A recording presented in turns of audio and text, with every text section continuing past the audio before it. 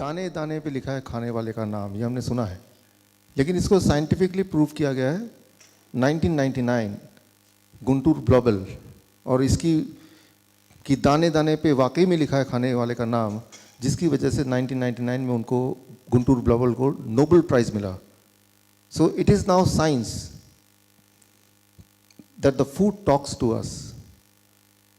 आपने कभी देखा कोई जानवर बीमार पड़ता है तो क्या करता है? वो घास खाता है। शेर बीमार पड़ता है तो क्या करता है? वो अलग अलग तरह की पत्ती चूज करता है, कीपिंग इन माइंड कि वो कौन सी बीमारी उसको है, और कुछ समय में वो ठीक हो जाता है।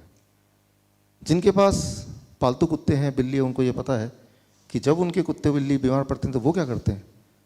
सीधे घर से बाहर भागते हैं, ग्राउंड में भागते हैं, घास में लौटते हैं, उल्टी करते हैं, फिर वो ठीक हो जाते हैं।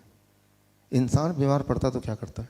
वो भी सीधे भागता है, ग्राउंड में नहीं, डॉक्टर के पास भागता है, राइट? सो हम जब पैदा हुए थे लाइक अदर एनिमल्स, तो हमारे अंदर इनबिल्ट मैकेनिज्म भगवान ने दिया। द इनबिल्ट मैकेनिज्म, एक ऐसा मैकेनिज्म जो हमें ज़िंदगी भर प्रोटेक्ट करे, हमें लंबी आयु दे।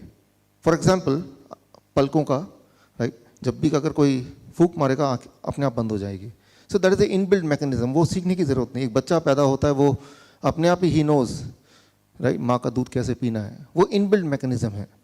सो जो हमें प्रोटेक्ट करती है, किसी बीमारी में क्या एक्शन लेना है, क्या करना है, वो एक मैकेनिज्म है जो हर जानवर को दिया है, वो इंसान को भी दिया है।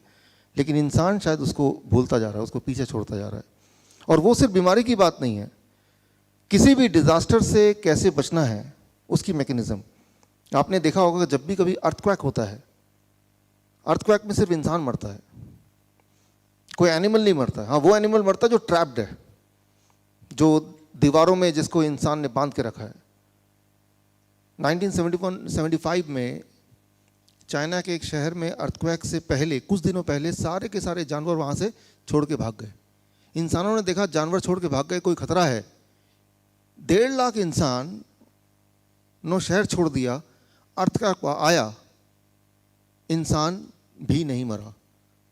It is record in the history. So इसका मतलब यह है कि एनिमल्स को अर्थक्वेक आने से पहले आइडिया हो जाता है कि कुछ आने वाला है, सो दे रन अवे।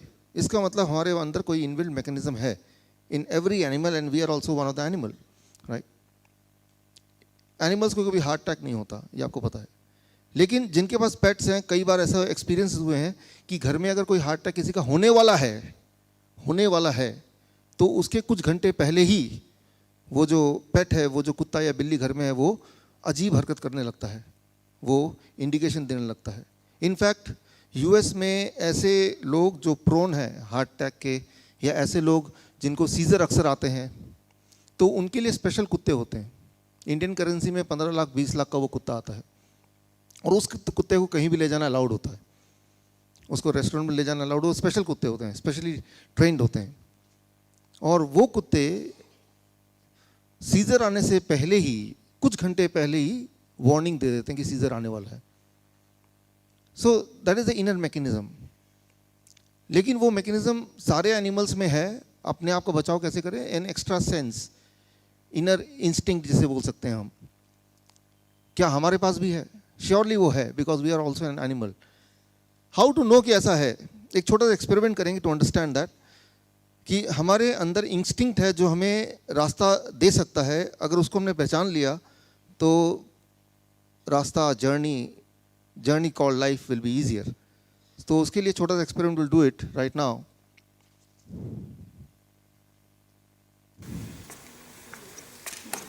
आपका फीडबैक फॉर्म है, उसको हाथ में लीजिए, take it in right hand, अपने दाएं हाथ में लीजिए। उसके उल्टे साइड, जिस साइड पे बना है उसको देखिए, हाथ में दाएं हाथ से पकड़िए उसको देखिए।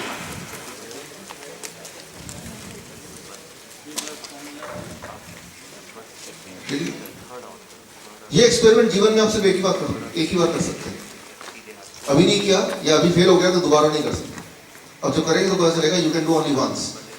Anybody in this world can do the experiment only once in their lifetime. इसीलिए मैं चाहता हूँ ये एक्सपेरिमेंट पहली बार में सही हो तो ठीक है, नहीं तो दोबारा करने का मौका नहीं मिलेगा। क्यों ऐसा बोल रहा हूँ ये आपको थोड़ी देर बाद पता चल जाएगा। ओके, एक हाथ में आपका वो पेपर है जिसमें ये पिक्चर बना है, दूसरा हाथ खाली है, उसको दिल पे रखिए, पूरा कंसंट्रेट कीजिए, कोशिश कीजिए कि आवाज़ ना हो, मोबाइल के बेल ना बजे तो अच्छा है, डिस्ट्रैक्शन ना हो। अब अपने आप से बात कीजिए, टॉक टू योरसेल्फ, एक सवाल पूछिए। ये दो शेप्स आपके सामने हैं, इनमें से एक का नाम है बूबा, एक का नाम है किकी। बूबा और किकी, आपसे अपने आप से पूछिए, दिल से पूछिए कि भाई इनमें से बूबा कौन सा है, किकी कौन सा है। पहली आवाज़ जो आएगी दिल से, उसके वो आप अगर पेन है तो लिख लीजिए। पहली आवाज़ दिल जो बोल रहा है ये बूबा है, वहाँ बी लिख दीजिए, जिसको ब्रेन बोल रहा है ये तो किकी है, उसको के लिख दीजिए। वो आवाज़ क्यों आ रही है, उसका लॉजिक क्या है, उसको मत सोचिए। Try to understand, try to grasp the first thought. पहली जो आवाज़ है उसको पकड़िए। Do it right now. जो भी आवाज़ आ चुकी होगी उसी को आप कीजिए, अब और मत सोचिए, अब उसको कर दीजिए। ओके, मैं 30 सेकंड और देखता हूँ पेन वेन खोलने के लिए, लेकिन जो आवाज़ आई है उसको पकड़ के रखिए, उसको चेंज मत कीजिए। Don't change that, what ever it is right it. लिख लिया? जिनके पास पेन नहीं है उनको वो मेमोराइज कर लें, बाकी लोगों ने लिख लिया। ये एक्सपेरिमेंट मैं करता हूँ अलग अलग शहरों में, अलग अलग देशों में, हर जगह आंसर सेम मिलता है, सेम मिलता है। 99% लोग बोलते हैं ये है बूबा और ये है किकी। ऐसे है क्या? यहाँ पे अपने आसपास देखिए, अदला बदली करके देख लीजिए, and then you can see, right. ये एक्सपेरिमेंट आप घर पे भी कर सकते हैं 99%। अच्छा, एक और एक्सपेरिमेंट करते हैं, एक और सवाल पूछिए अपने आप से। ये एक तो बूबा है, किकी है, राइट। इनको अगर खाएंगे, ये शेप अगर खाएंगे तो एक मीठा होगा, खट्टा होगा। पहली आवाज जो है कि ये मीठा है, उसको एम लिख दीजिए, और दूसरा जो बचा वो खट्टा कीजिए। ओके, कर लिया आपने, एटलीस्ट डिसाइड कर लिया आपने, राइट। अगेन 99% लोग ये आपस में अदला बदली करके देख लीजिएगा, विल से ये बहुत मीठा, ये बहुत खट्टा। देखिए अपने आसपास, लोग कोई लॉजिक नहीं है। There is called inner instinct, हमारे अंदर की वायरिंग। इसको थोड़ा अंडरस्टैंड करते हैं, साइंटिफिक भाषा में थोड़ा समझने की कोशिश करते हैं, what it is all about. हमारे ब्रेन में जब हम पैदा हुए थे, जैसा आपको पता है ऑलरेडी कई सारी प्रोग्रामिंग हुई है, ताकि पैदा होने के बाद आप लंबे समय तक जिए, और रास्ते में जितने सारे अड़चन आए, अगर आए तो नेचुरल डिजास्टर हो सकता है, वो बीमारी हो सकती है, उसमें हमें क्या करना है, वो वाली प्लानिंग, वो वाली प्रोग्रामिंग, वो वाली learning, it is there inside, right, as it in other animal. और उसका कोई लॉजिक नहीं है, लॉजिक होगा तो हमें नहीं पता, बट वो है, और वो बिल्कुल सेम है हर एक के लिए, राइट। सो उसको पहचानने की जरूरत है। इस साइंस को कहते हैं गैस्ट्रोफिजिक्स, राइट, अ न्यू साइंस, गैस्ट्रोफिजिक्स। सो ये देखा गया कि इंसान में नॉर्मली कोई भी चीज जो राउंड टाइप की हो, उसका दिमाग बोलता है मीठा है, it says it is sweet, right. In comparison कोई एंगुलर टाइप का दिमाग बोल रहा है तीखा है, खट्टा है, मीठा नहीं है। लेकिन ये हमारी अंदर की एक इनर एक कम्युनिकेशन है, जिस मान लो हम कम्युनिकेट कर रहे हैं विद द फूड। जब आप कुछ खाते हैं वो सिर्फ जीभ से नहीं खाते हैं, आपको पता ही है, आंखों से खाते हैं, स्मेल से खाते हैं, राइट, कानों से तो भी खाते हैं। जो आपको फील होता है, जैसा भी आपको फील होता है, जो टेस्ट का फील होता है, वो feeling is not just when you eat, when you just think about it. उसका जो शेप है, जैसे ही आपने शेप देखा तो आपके ब्रेन ने डिसाइड कर लिया कि इसका टेस्ट कैसा लगने वाला है, राइट। ये बात बड़ी बड़ी कंपनी ने समझ ली, कैडबरीज ने ये बात समझ ली 2010 में। तो उन्होंने एक बदलाव किया 2010 के बाद जब चॉकलेट बेचने लगे, व्हाट दे डिड, ये ऑक्सफोर्ड जर्नल में आया है 2010 के बाद, 13 के बाद उन्होंने कैडबरीज के एंड्स को गोल कर दिया। पहले एंड्स बिल्कुल वो रेक्टेंगल शार्प था, उसको गोल कर दिया। सो दे न्यू कि गोल से the perception is it is sweeter, it is more tastier, ये ज्यादा मीठा है, ये ज्यादा स्वादिष्ट है। तो मैं ये बोलना चाह रहा हूं कि कुछ ना कुछ अंदर एक प्रोग्रामिंग है हमारे ब्रेन के अंदर, जैसे कि बाकी एनिमल में है, जो वो अक्सर यूज करते हैं अपने बचाव के लिए, राइट, अपने लॉन्ग लाइफ के लिए, अपने आप को प्रोटेक्ट करने के लिए। And the same programming is with us also. और कई बार उस प्रोग्रामिंग के हिसाब से ही हम सारे डिसीजन लेते हैं, but we are not aware of that programming. आज हम उसी को थोड़ा और गहराई से अंडरस्टैंड करेंगे, number one. And number two, understand करने के बाद उसको हम कैसे यूज करें अपनी लाइफ में, अपने जीवन में कैसे यूज करें, स्पेशली अगर हम बीमार पड़ते हैं तो how we can use that understanding about that inner voice, right? The talking food, we keep on talking with the food. The moment we start thinking about the food, we are talking with the food, right? So we'll try to understand that. देखिए, हमारे body billions of sales से बने हैं, और हर cell को के अंदर वो प्रोग्रामिंग है कि वो अपना बचाव कैसे करे। हमारे अंदर देयर आर मेजर ऑर्गन्स, हर ऑर्गन के पास अपनी प्रोग्रामिंग है। There is a programming inside every organ how to protect itself. For example, अगर हम हार्ट की बात करते हैं, जिन लोगों ने मेरा लेक्चर पहले सुना है, हार्ट जब भी उसमें ब्लॉकेज होता है तो देयर इज ए प्रोग्रामिंग कि ब्लॉकेज के बावजूद भी हार्ट जिंदा कैसे रहे, राइट? एक नया ब्लड वेसल के थ्रू ब्लड सप्लाई करके, which is called natural bypass. तो वो नेचुरली हर जानवर में होता है, which is called collateral arteries. उसको कब खोलना है, कैसे खोलना है, all those programming is there in the heart, ताकि हार्ट अपना ख्याल खुद रख सके, so that it can take care of itself. It keeps on talking, right? It keeps on understanding the situation. अच्छा, ऐसे बहुत सारे आपने देखे होंगे तीनों के तीनों आर्टरीज ब्लॉक्ड है, 100% blockage, but the person is fine, right? तो कैसे, how it is happening? क्योंकि हार्ट ने उसी वक्त वो जो अंदर एक प्रोग्रामिंग है, जिसके जब आप पैदा हुए थे, वो जैसे अभी बाकी एनिमल्स के साथ है, वो प्रोग्रामिंग के तहत हार्ट को उसने सीखा हुआ है कि मुझे अपने आप को कैसे बचाव करना। सो आपको हार्ट को बचाने की जरूरत नहीं, हार्ट को पहले ही पता है कि कैसे बचना है। आपको उस वक्त उसको सपोर्ट करने की जरूरत है, the kind of support which it expects. For example, आपने देखा when the tiger get ill, मांसाहारी, तो वो पत्ते चुनता है, ये पत्ते लूं कि वो घास खाऊं कि ऐसा करूं। सो टाइगर क्या कर रहा है, वो अपने बॉडी को सपोर्ट करने के लिए उस तरह का न्यूट्रिशन देने की कोशिश कर रहा है। बाकी तो बॉडी ठीक करता है, ये तो यू नो, राइट? सो ठीक तो बॉडी करेगा, वो मैकेनिज्म अंदर है, and the body is doing it already, that's why we are alive. हम जो जिंदा हैं, आप जिंदा हैं, इसका मतलब वो मैकेनिज्म कहीं ना कहीं काम कर रहा है, लेकिन कई बार वो उतना एफिशिएंटली काम नहीं करता। So we are trying to understand that, उसको थोड़ा हम समझने की कोशिश करते हैं। फिर चाहे वो हार्ट की बात करें, या फिर चाहे हम हमारे बॉडी का सबसे बड़ा organ, which is the biggest organ, liver.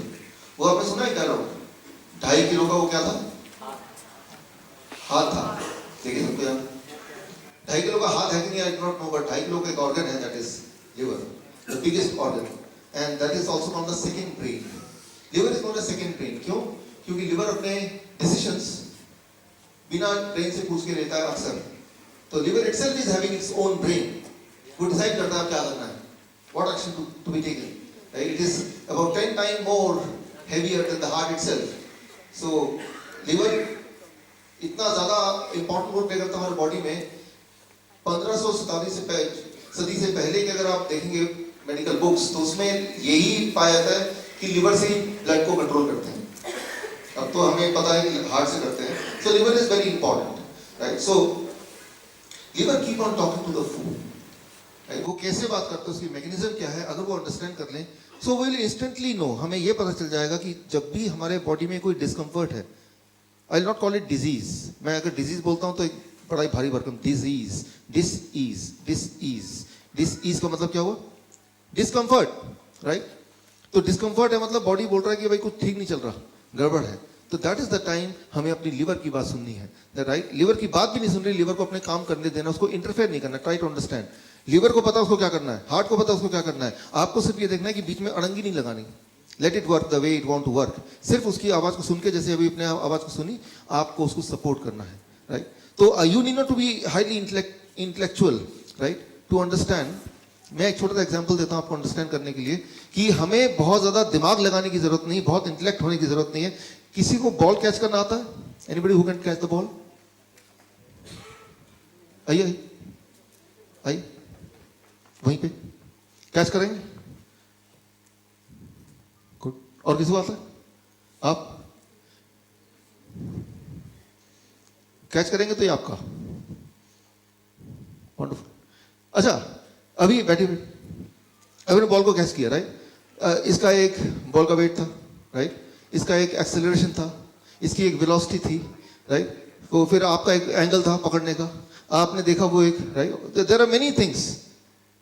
जरा इमेजिन कीजिए ऐसा कोई स्कूल, ऐसा कोई फिजिक्स का school, how to catch a ball, 7 साल का कोर्स है, कितनी वेलोसिटी पे आपको कौन सा हाथ कितना एंगल पे रखना है, राइट, और उसमें ब्रीदिंग कितनी कैसे आपको रोकना है उस वक्त, राइट, वो भार को कैसे एस्टिमेट करना है, वो कैलकुलेशन में कौन सा वाला फॉर्मूला लगेगा, ये 7 साल पढ़ाई करेंगे, राइट, क्योंकि ये सारे फैक्टर्स इन्वॉल्व हैं। आप कैच कर पाए कि नहीं कर पाए, इट डिपेंड्स ऑन कि आप वो बॉल की एक्सेलरेशन को आप समझ पाए, उसकी स्पीड को भाप पाए, वो कहाँ गिरेगा वो पहले से अपना एस्टिमेट कर पाए ना, कि यहाँ गिरेगा तो हाथ में ऐसे कर लूँ, और अगर यहाँ से यहाँ होगा तो मैं उतने टाइम में ऐसे कर लूँ, ये सब दिमाग में चल रहा था ना।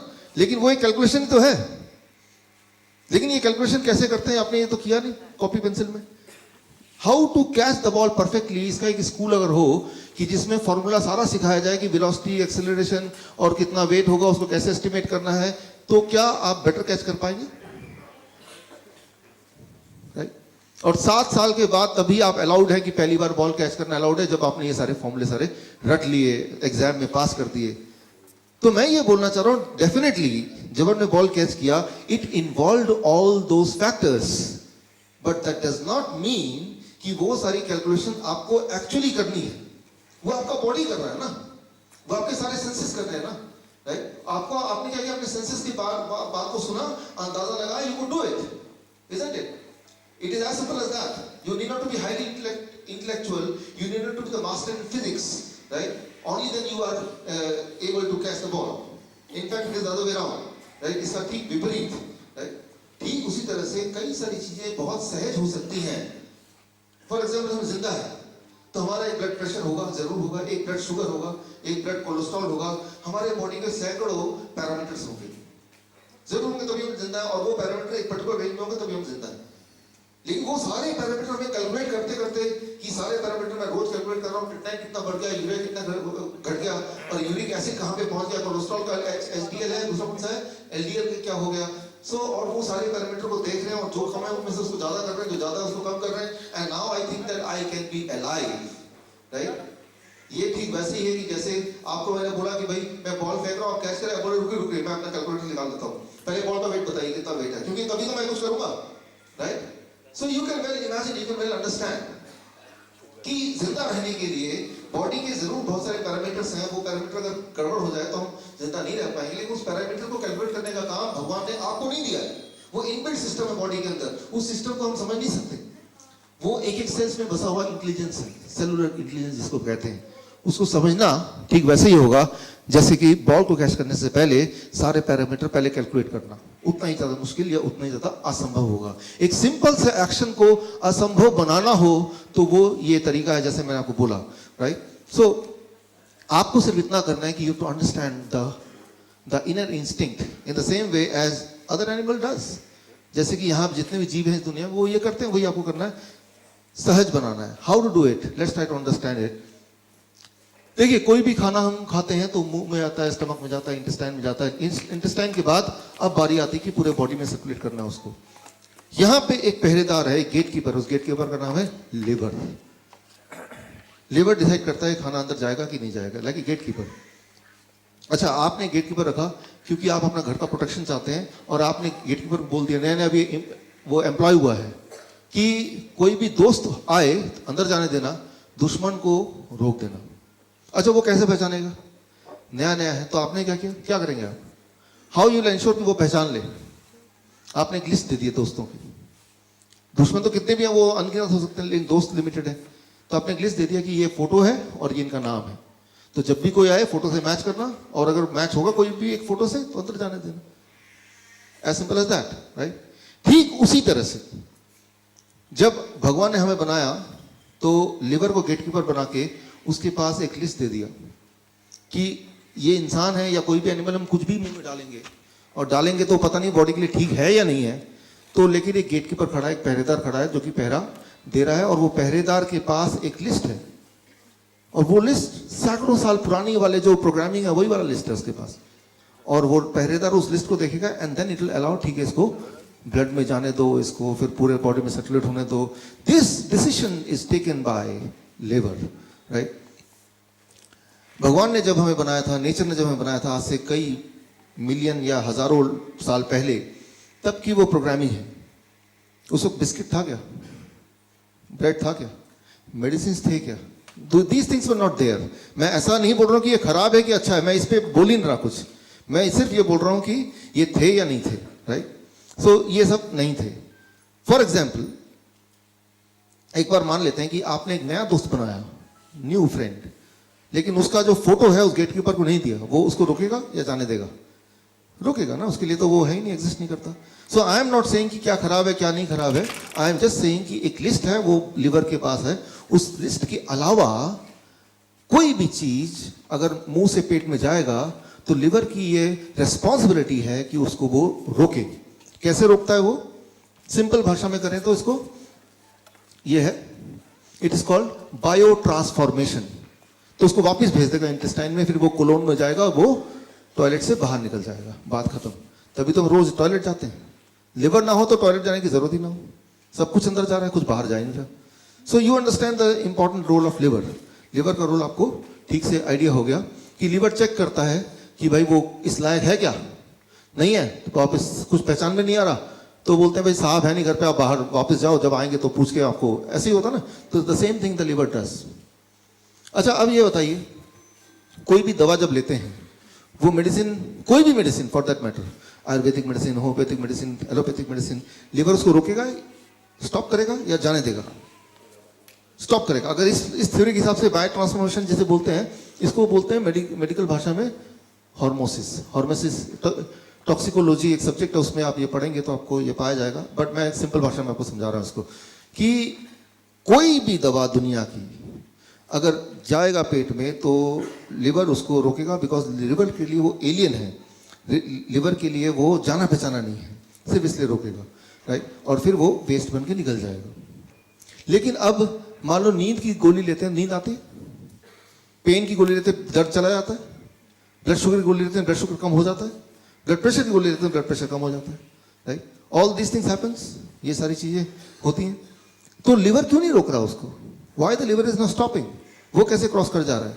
इसको जरा समझिए, बहुत इंपॉर्टेंट है। मेरे ख्याल से आज के पूरे लेक्चर का the most important part is this, जो अब बताने जा रहा हूं। अगर इसको समझ लेंगे, one thing I can tell you, आप बीमार नहीं पड़ सकते, फिर यू कैन नॉट बी इल।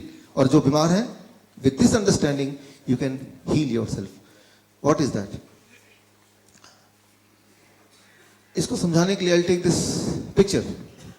अब देखिए, ये दो पुलिस कांस्टेबल है, इनका काम है कोई भी गाड़ी आएगी तो चेक करके भेजना आगे, और वो 1 मिनट में एक गाड़ी चेक करने की इनकी स्पीड है। 2 लोग मिलके एक मिनट में एक ही गाड़ी चेक कर पाते हैं। और कोई भी, क्योंकि इनको बताया गया कि यहाँ पे चोर पास कर जाएगा, स्मगलर जाने वाला है, स्मगलर का पहचान भी बता दिया, लेकिन बता दिया स्मगलर जाना नहीं चाहिए, तो हर गाड़ी की चेक कर रहे हैं कि भाई इसमें स्मगलर तो नहीं बैठा, इसमें स्मगलर, वो फोटो मिला रहे हैं ये। अब वो स्मगलर को पास करना है, उसने एक आइडिया निकाला, उसने भांप लिया कि ये आदमी, ये पुलिस वाले जो है, 1 मिनट में एक ही गाड़ी चेक करने की इनकी स्पीड है। स्मगलर ने क्या किया, हर 1 मिनट में 2-2 गाड़ियां भेजना शुरू कर दिया उसने, अपने ही लोगों के। तो क्या होगा, इनको क्या करना पड़ेगा, एक गाड़ी को छोड़ना पड़ेगा रैंडमली, मतलब हर 1 मिनट में एक गाड़ी बिना चेकिंग के बाहर निकल जा रहा है, राइट? अब ये इनको पता चल जाएगा यार एक गाड़ी से छूट रही है, हो सकता है उसी गाड़ी में स्मगलर बैठ के भाग जाए, तो what they will do, head office को फोन करेंगे, भाई ज्यादा गाड़ियां आ रही हैं, आप ऐसा करो 2 लोग और भेज दो। अब 2 लोग और भेज देंगे तो वो 2 लोग यानी कि 4 लोग मिलके पर मिनट 2 गाड़ियां चेक करने की स्पीड इनकी फिर मेंटेन होगी। लेकिन अब स्मगलर सोचेगा ये तो इन्होंने लोग बढ़ा दिए, तो स्मगलर अब भी बचना चाहता तो क्या करेगा, थोड़ी और गाड़ियां बढ़ा देगा ताकि थोड़ी सी गाड़ियां लीक हो जाए। The same thing happens when you take the drugs, medicine. कोई भी मेडिसिन जब लेंगे तो इन दोनों गार्ड की तरह, कांस्टेबल की तरह लिवर उसको रोक देता है। लेकिन लिवर की अपनी एक कैपेसिटी है, जैसे इन दोनों की कैपेसिटी है। तो वो कितनी कैपेसिटी है, that is what is being taught in medical school, right? तो इसका मतलब उसका जितनी कैपेसिटी लिवर की रोकने की, उसकी डबल दे दो आप दवाई तो क्या हो जाएगा, आधा तो लिवर ने रोक दिया, वो वेस्ट चला गया, लेकिन आधा पार्ट जो नहीं रोक पाया वो बॉडी के अंदर चला गया। तो जितना दवाई आपको चाहिए होता है उससे डबल दवाई देते हैं, इस बिकॉज ये अंडरस्टैंड करते हुए कि आधा तो लिवर रोक देगा, कोई बात नहीं, जब रोकेगा तो आधा तो और चला जाएगा ना, तो काम बन गया आपका। मतलब किसी भी तरह से मेडिसिन को बॉडी के अंदर सर्कुलेट करना हो तो वो सीधे रास्ते से नहीं, वो चीटिंग करके, लिवर को चीट करके तभी जाता है, because liver can not allow the drugs, because drugs, medicine, ये सब चीज़ें पिछले 50-100 साल में ही आई हैं, जबकि हमारा लिवर की जो मैन्युफैक्चरिंग है वो तो लाखों साल पहले की है, तब तो था नहीं ये सारी चीज़। तो लिवर, अब लिवर जब देखता है कि भाई ये कुछ चीज़ें ऐसी हैं जो मैं उसको रोक नहीं पा रहा हूँ बिकॉज कैपेसिटी कम है, तो लिवर भी अपनी कैपेसिटी इन गार्ड्स की तरफ बढ़ाएगा। उसके बाद क्या होगा? आपने अक्सर देखा होगा कि जो ब्लड शुगर है, ब्लड प्रेशर है की दवाइयाँ हैं, नींद की दवाइयाँ हैं, आप उसको खा रहे हैं लेकिन वो इफेक्टिवली काम नहीं कर रहा। अब तब आप बोलते हैं डॉक्टर साहब पहले तो नींद आती थी तो, लेकिन अब वो दवा लेने से नींद नहीं आती। डॉक्टर क्या करेगा? वो समझ जाएगा कि लिवर ने अपनी कैपेसिटी बढ़ा दी, तो डॉक्टर क्या करेगा? उस स्मगलर की तरह कैपेसिटी थोड़ी और बढ़ा देगा। ठीक है भाई, ज़्यादा डोज ले लो। ब्लड शुगर के पेशेंट ऐसे तो होता है, टेक सम मोर मेडिसिन, राइट, थोड़ी और मेडिसिन ले लो। थोड़ी और मेडिसिन वो देने लगता है तो दोबारा से बोलता है अब आराम मिल गया, होता है ना ऐसे। तो वो एक चोर पुलिस का खेल चलता जा रहा है। लिवर भी अपना ताकत बढ़ाता जा रहा है और उधर से मेडिसिन भी बढ़ती जा रही है, राइट। लेकिन एक टाइम आएगा जब liver will lose the battle, right. तो तब लिवर जवाब दे देगा। या तो एक टाइम आएगा या फिर एक टाइम ऐसा आएगा जब लिवर ये सोच लेगा कितनी भी ताकत आ जाए, उस लिवर ने एक ऐसा मैकेनिज्म बना लिया, पहचान लिया इस चोर को, चाहे ये कैसे भी हो जाए मैं इसको रोक के रहूंगा। अब कितने भी क्वांटिटी में दवा दें, ब्लड शुगर की दवा दें, ब्लड प्रेशर की दवा दें या कोई भी और दवा दें, वो इफेक्टिवली काम करेगा ही नहीं, बिकॉज लिवर हैज अंडरस्टूड कि कैसे इनको रोकना है। वो लड़ाई, वो तभी तो वो 2.5 kg का है ना, तो तभी उसको सेकंड ब्रेन बोलते हैं। It learn that with in few months, few years. आप इमेजिन कीजिए, वो जो एक चोर है, वो चोर आता है और वो चोर जब भी आता है तो गेटकीपर उसको रोक देता है। तो चोर क्या करेगा कि मुझे चुराना तो है ही, तो एक तरीका उसके पास है कि भाई सामने के रास्ते से ना आके खिड़की से आएगा, वेंटिलेटर से आएगा, चोर रास्ता। अब देखते इंसुलिन का इंजेक्शन लगता है, इंसुलिन खा क्यों नहीं लेते, ग्लास में पी क्यों नहीं लेते? Why it is in injection form? क्योंकि अगर मुंह से लेंगे तो कौन आएगा? गेटकीपर आएगा, वो रोक देगा उसको। तो ग्लास अगर भर के पिएंगे तो थोड़ा सा बॉडी में जाएगा, that will be too expensive. तो वो जब भी इंजेक्शन, तो बहुत खतरनाक है किसी चीज का। इंजेक्शन का मतलब ये है कि वो डॉक्टर ये नहीं चाहते कि भाई ये लिवर को फेस भी करे, तो वो चोर रास्ते से दवाई को भेज दो। और लिवर ने उसको रोकने की कोशिश नहीं की, बिकॉज लिवर को पता ही नहीं कि वो कहीं और से आ रहा है। अब वो बॉडी में क्या एक्शन करेगा, कितना उसका साइड इफेक्ट होगा, क्या एडवर्स रिएक्शन होगा, right, adverse drug reaction, ADR, right. So वो फिर भगवान ही जानता, वो तो वक्त ही बताएगा, right. So that is the mechanism why sometime injection is given and when the drugs are not working, right. So यहां पे मैं ये बोलना चाह रहा हूं कि there is inner mechanism in the body which helps us, which protects us, right. लेकिन हम उसको बाईपास करने के लिए मेडिसिन की ज्यादा डोज देते हैं, तो कुछ मेडिसिन लिवर रोक पाता है श्योरली, और बाकी मेडिसिन फिर बॉडी में फ्लो करता है, ब्लड में फ्लो करता है। ब्लड में फ्लो होकर कुछ भी बॉडी के किसी भी ऑर्गन में मेडिसिन को जाना तो it will go through blood circulation. एक इंपॉर्टेंट बात मैं आपको यहां बता दूं, कोई भी मेडिसिन, कोई भी दुनिया का केमिकल, मेडिसिन भी छोड़िए, कोई भी दुनिया का केमिकल जब ब्लड में फ्लो करता है, when it flows in the blood, तो ये देखिए, this called inner layer, this called inner layer, it is called endothelium. Blood vessel का जो इनर लेयर है इसे बोलते हैं एंडोथेलियम लेयर। एंडोथेलियम लेयर क्या होता है? वो खुरदुरा होने लगता है, खुरदुरा, यू अंडरस्टैंड? वो इन्फ्लेम होने लगता है, इन्फ्लेमेशन, घाव होने लगता है। अब जब घाव होता है तो क्या होता है? वो चिपचिपा हो जाएगा। अच्छा, जब चिपचिपा हो जाएगा तो क्या होगा? अब इसी ब्लड में कोलेस्ट्रॉल फ्लो कर रहा है, फैट फ्लो कर रहा है, प्रोटीन फ्लो कर रहा है, ब्रेकडाउन होने के बाद इसमें न्यूट्रिशन फ्लो कर रहा है, मिनरल फ्लो कर रहा है, तो वो क्या होगा? वो चिपचिपा है तो क्या होगा? वो सारे चिपकने लगेंगे। अच्छा, चिपकने से क्या होगा? What will it will convert into what? It will become blockage. अब वो ब्लॉकेज को ले लें और उसको माइक्रोस्कोप के अंदर डालेंगे, देखेंगे इसमें तो कोलेस्ट्रॉल है, तो बोलेंगे देखो cholesterol causes blockage. But do you really think cholesterol causes blockage? जरा सोचिए, घर में आप देखेंगे बाथरूम में पानी लीक कर रहा है, तो पानी लीक कर रहा है, आपने किसी को बुलाया, पानी लीक कर रहा है, बोलेगा ऊपर का पानी का सप्लाई बंद कर दो क्योंकि पानी पानी है, तो राइट। सो पानी लीक कर रहा है तो पानी की गलती नहीं है, कहीं पे लीक होगा तो उसको ठीक करो, राइट। सिमिलरली अगर ब्लॉकेज है तो वो कोलेस्ट्रॉल दिखेगा, उसमें कैल्शियम दिखेगा, उसमें और बहुत सारे फैट देखेंगे, दैट डज नॉट मीन कि उनकी वजह से है। उसका मतलब सिर्फ इतना है कि वो इन्फ्लेमेशन को, घाव को दूर करना है, ना कि कोलेस्ट्रॉल इटसेल्फ को कम करना है। देखिए, अगर मैं छोटी सी बात बोलूं, कोलेस्ट्रॉल, व्हाट इज कोलेस्ट्रॉल? एक अंडा लीजिए, अच्छा अंडे को एक पर्टिकुलर सर्कमस्टेंस में रखते हैं, कुछ दिनों तक उसको घुमाते हैं, एक पर्टिकुलर टेम्परेचर देते हैं, क्या होता है उसके अंदर से एक चिड़िया निकल आती है। अंडे के अंदर चिड़िया निकल गई, ऐसा क्या उसके अंदर कि उसके अंदर एक लाइफ छुपा था, वो लाइफ में कन्वर्ट हो गया। अगर किसी लैब में देंगे तो लैब वाला बताएगा 68% of the energy inside that egg is cholesterol, and rest जो है वो बाकी सारी चीजें, जितनी सारी न्यूट्रिएंट और होते हैं। नो कोलेस्ट्रॉल नो लाइफ, बल्कि कोलेस्ट्रॉल को एक्स कैटेगरी ड्रग में डाला हुआ है। एक्स कैटेगरी मतलब जो लोग प्रेग्नेंट होना चाहते हैं वो ये ना ले, क्योंकि कोलेस्ट्रॉल कम करेंगे तो जीवन कम हो जाएगा। तो कोलेस्ट्रॉल एक बहुत अच्छी चीज़ है, इनफैक्ट उसके बिना जीवन शुरू नहीं हो सकती थी। हमारे बाल बढ़ते हैं, हमारे नाखून बढ़ते हैं, हमारे ब्लड चेंज होते हैं, हर 3-4 महीने में नए ब्लड आते हैं, स्किन चेंज होता है, उसकी सबकी आउटर लेयर किस चीज़ का बना हुआ है? कोलेस्ट्रॉल। तो उसको कम करने की ज़रूरत नहीं है, वो तो ज़्यादा ही होना चाहिए। लेकिन यहाँ पे ये दिखाएंगे, देखो इसके अंदर कोलेस्ट्रॉल है, इसको हटाओ।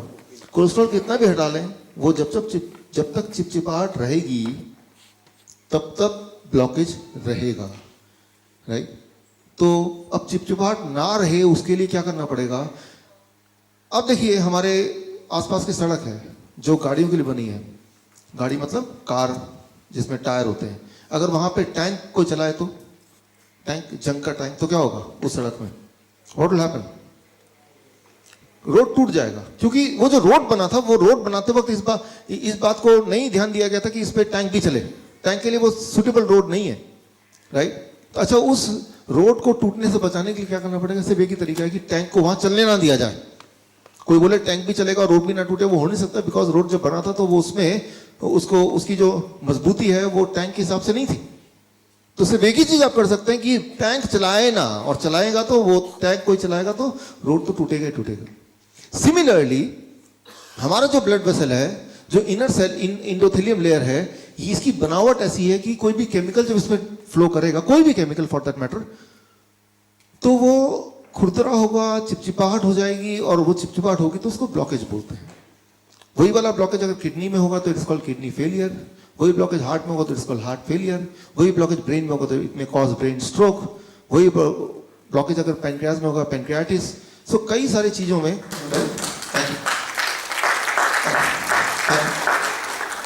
तो आप देखिए बीमारियां अलग अलग नाम के हैं, लेकिन एक्चुअली अलग अलग बीमारियां हैं नहीं, राइट?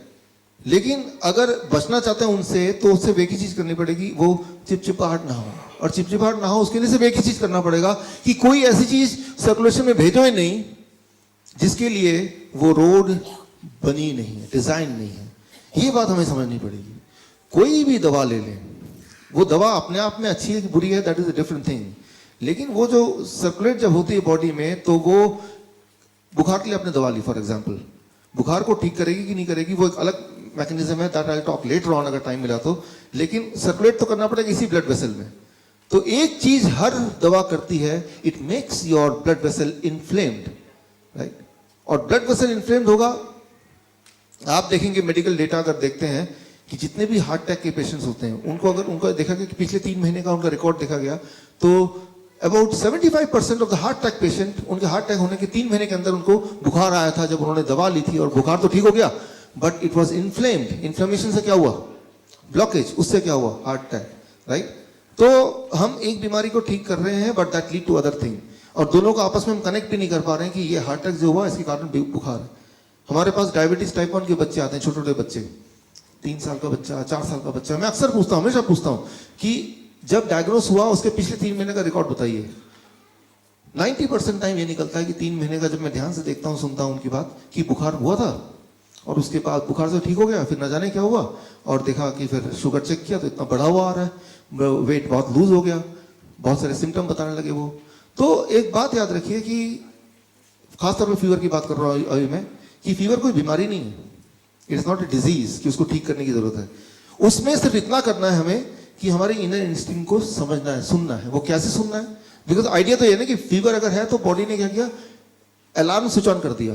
बिकॉज हाई टेम्परेचर जब होता है, एट दैट टेम्परेचर हमारी इम्यूनिटी सबसे स्ट्रांग होती है, और हाई टेम्परेचर जब होता है तो किसी भी तरह का वायरस इनएक्टिव हो जाता है, उस वक्त काम नहीं कर सकता, मल्टीप्लाई नहीं हो सकता, it cannot multiply in high temperature.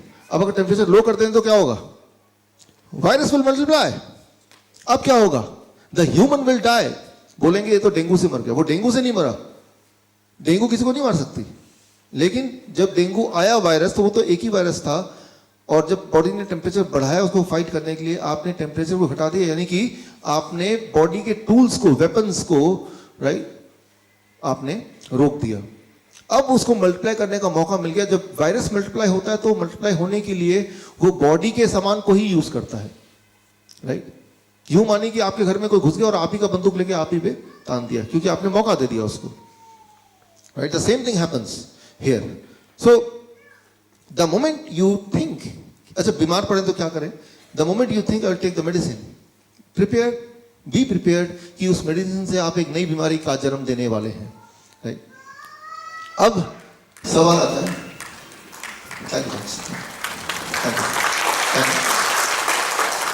अब सवाल आता है कि तो फिर अगर ऐसी सब बातें हैं तो लोग कोई भी दवा खाते हैं, बीमारी पड़ते हैं तो जाते क्यों हैं। अब देखिए एक इंपॉर्टेंट वर्ड है यहाँ पे, दैट इज कॉल्ड एक्सपेक्टेशन, उम्मीद। उम्मीद होती है कि उम्मीद है कि हम ठीक हो जाएंगे। ह्यूमन ब्रेन जो है वो लॉजिक पे नहीं चल रहा, ह्यूमन ब्रेन है वो उम्मीद पे चलता है। उम्मीद अपने आप में एक साइंस है, expectation is a science, I will get all right, right. आज से 100 साल पहले, 200 साल पहले लोग मंदिर जाते थे, पूजा करते थे, ठीक हो जाते थे। उम्मीद, it is called, medical science में इसको बोलते हैं प्लेसिबो, प्लेसिबो, प्लेसिबो, राइट। ये अपने आप में साइंस है। आपको लगा कि मैं ठीक हो सकता हूं, वो जो लगना अपने आप में, वो भी एक इंपॉर्टेंट रोल प्ले करता है। फिर वो लगा कैसे, किस चीज की वजह से लगा, कोई ताबीज पहन लिया तब लगा, या फिर कोई दवा खा ली तब लगा, या किसी मंदिर में गए तब लगा, किसी ने मन्नत मांगी तब लगा। तो उसका भी एक कंट्रीब्यूशन होता है जो आपके हीलिंग में काम करता है। वो 100% काम नहीं करेगा, लेकिन उसका एक कंट्रीब्यूशन, एक पार्टली कंट्रीब्यूशन है, that plays an important role. Thailand में कई तरह की मेडिकल पद्धति है, यहां तो फिर एलोपैथी है सिर्फ, एलोपैथी इज 99% और बाकी सारा 1%। इंडिया में, थाईलैंड में ऐसा नहीं है। वहां एक सिस्टम है एलोपैथिक सिस्टम, एक सिस्टम है allopathic plus Chinese, dual system, तीसरा सिस्टम है सिर्फ चाइनीज सिस्टम, चौथा है ट्रेडिशनल। ट्रेडिशनल मतलब बाप ने अपने बेटे को बताया, बेटे ने अपने बेटे को बताया, कहीं लिखा पढ़ा नहीं है, एक जनरेशन चला आ रहा है।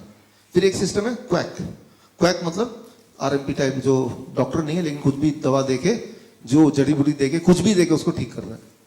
WHO ने स्टडी किया इन 5 मेथड में से किससे लोग ज्यादा ठीक होते हैं, किसमें लोग ज्यादा सेटिस्फाइड हैं।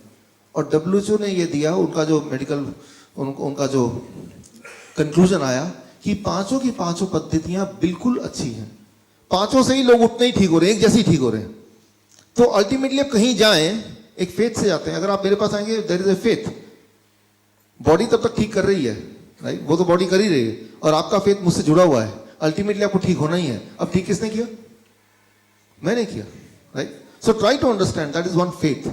जहां भी आपका फेथ है वो फेथ काम करेगा, लेकिन फेथ अपनी जगह पे काम कर रहा है, लेकिन आप कुछ ऐसी चीजें खा रहे हैं जो बॉडी को हार्म कर रहा है, तो वो बीमारी तो ठीक हो गई, लेकिन एक नई बीमारी का जन्म भी साथ में हो गया। That's what we have to understand here, right. So यहां हम बात कर रहे थे एक्सपेक्टेशन की, प्लेसिबो की। मैं एक छोटा सा एग्जांपल दे रहा हूं to make you understand expectation क्या होता है, हमारा ब्रेन कैसे काम करता है। आज का टॉपिक है टॉकिंग फूड। आप कॉफी लेने गए, आप कॉफी वेंडिंग मशीन देखा आपने, पहले एक आवाज आती, धुआं निकलता है, आर एबल टू रिलेट, होता है ना ऐसे। वो जो ये देखा गया है कि ऐसे रेस्टोरेंट जहां पे कॉफी वेंडिंग मशीन बाहर लगी हुई है, जहां कस्टमर्स को देख पा रहा है, वो आवाज सुन पा रहा है, वो वाला कॉफी ज्यादा टेस्टी। लेकिन अगर वो मशीन अंदर कर दिया किचन में, सिर्फ सीधा कॉफी लेके आ गए, तो टेस्ट थोड़ा कम है आज का, राइट। तो you are eating by your ears, अब कान से, राइट। तो ये पूरी एक बहुत बड़ी स्टडी है, ये बहुत बड़े मेडिकल जर्नल में ये आया है। We are eating by our ears, अपने कान से हम खाते हैं। मैं आपको उदाहरण देता हूं इसको समझाने के लिए।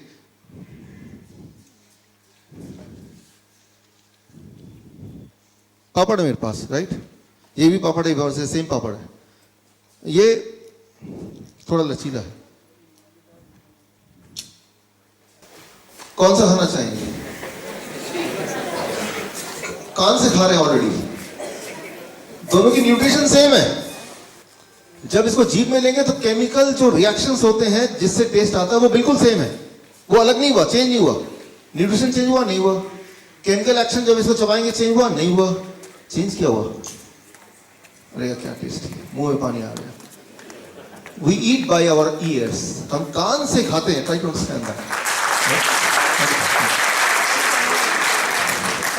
सो हमें अपने अंदर की जो इंस्टिंक्ट है उसको थोड़ा अंडरस्टैंड करना है, how it is working, right? कि टेस्ट मतलब क्या है, जब आप चूज करते हैं ये अच्छा है बुरा है, तो उसके पीछे कोई साइंस की जरूरत नहीं है। आप कोई चूज कर रहे हैं तो वो एक्सपेक्टेशन है, उम्मीद है, उस उम्मीद पे ही सारा कुछ हो रहा है। फॉर एग्जाम्पल,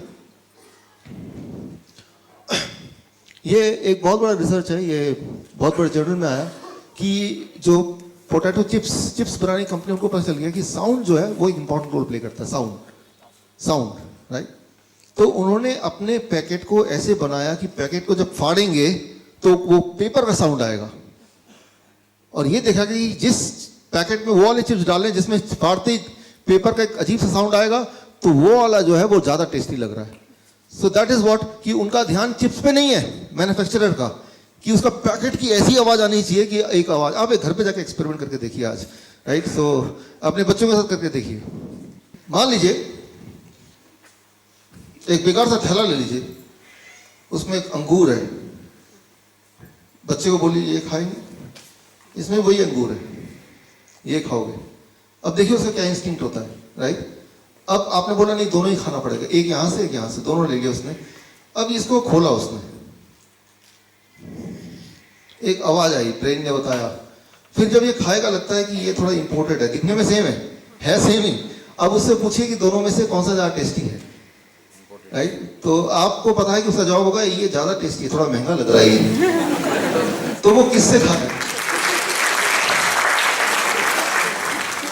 तो वो किससे खा रहा है?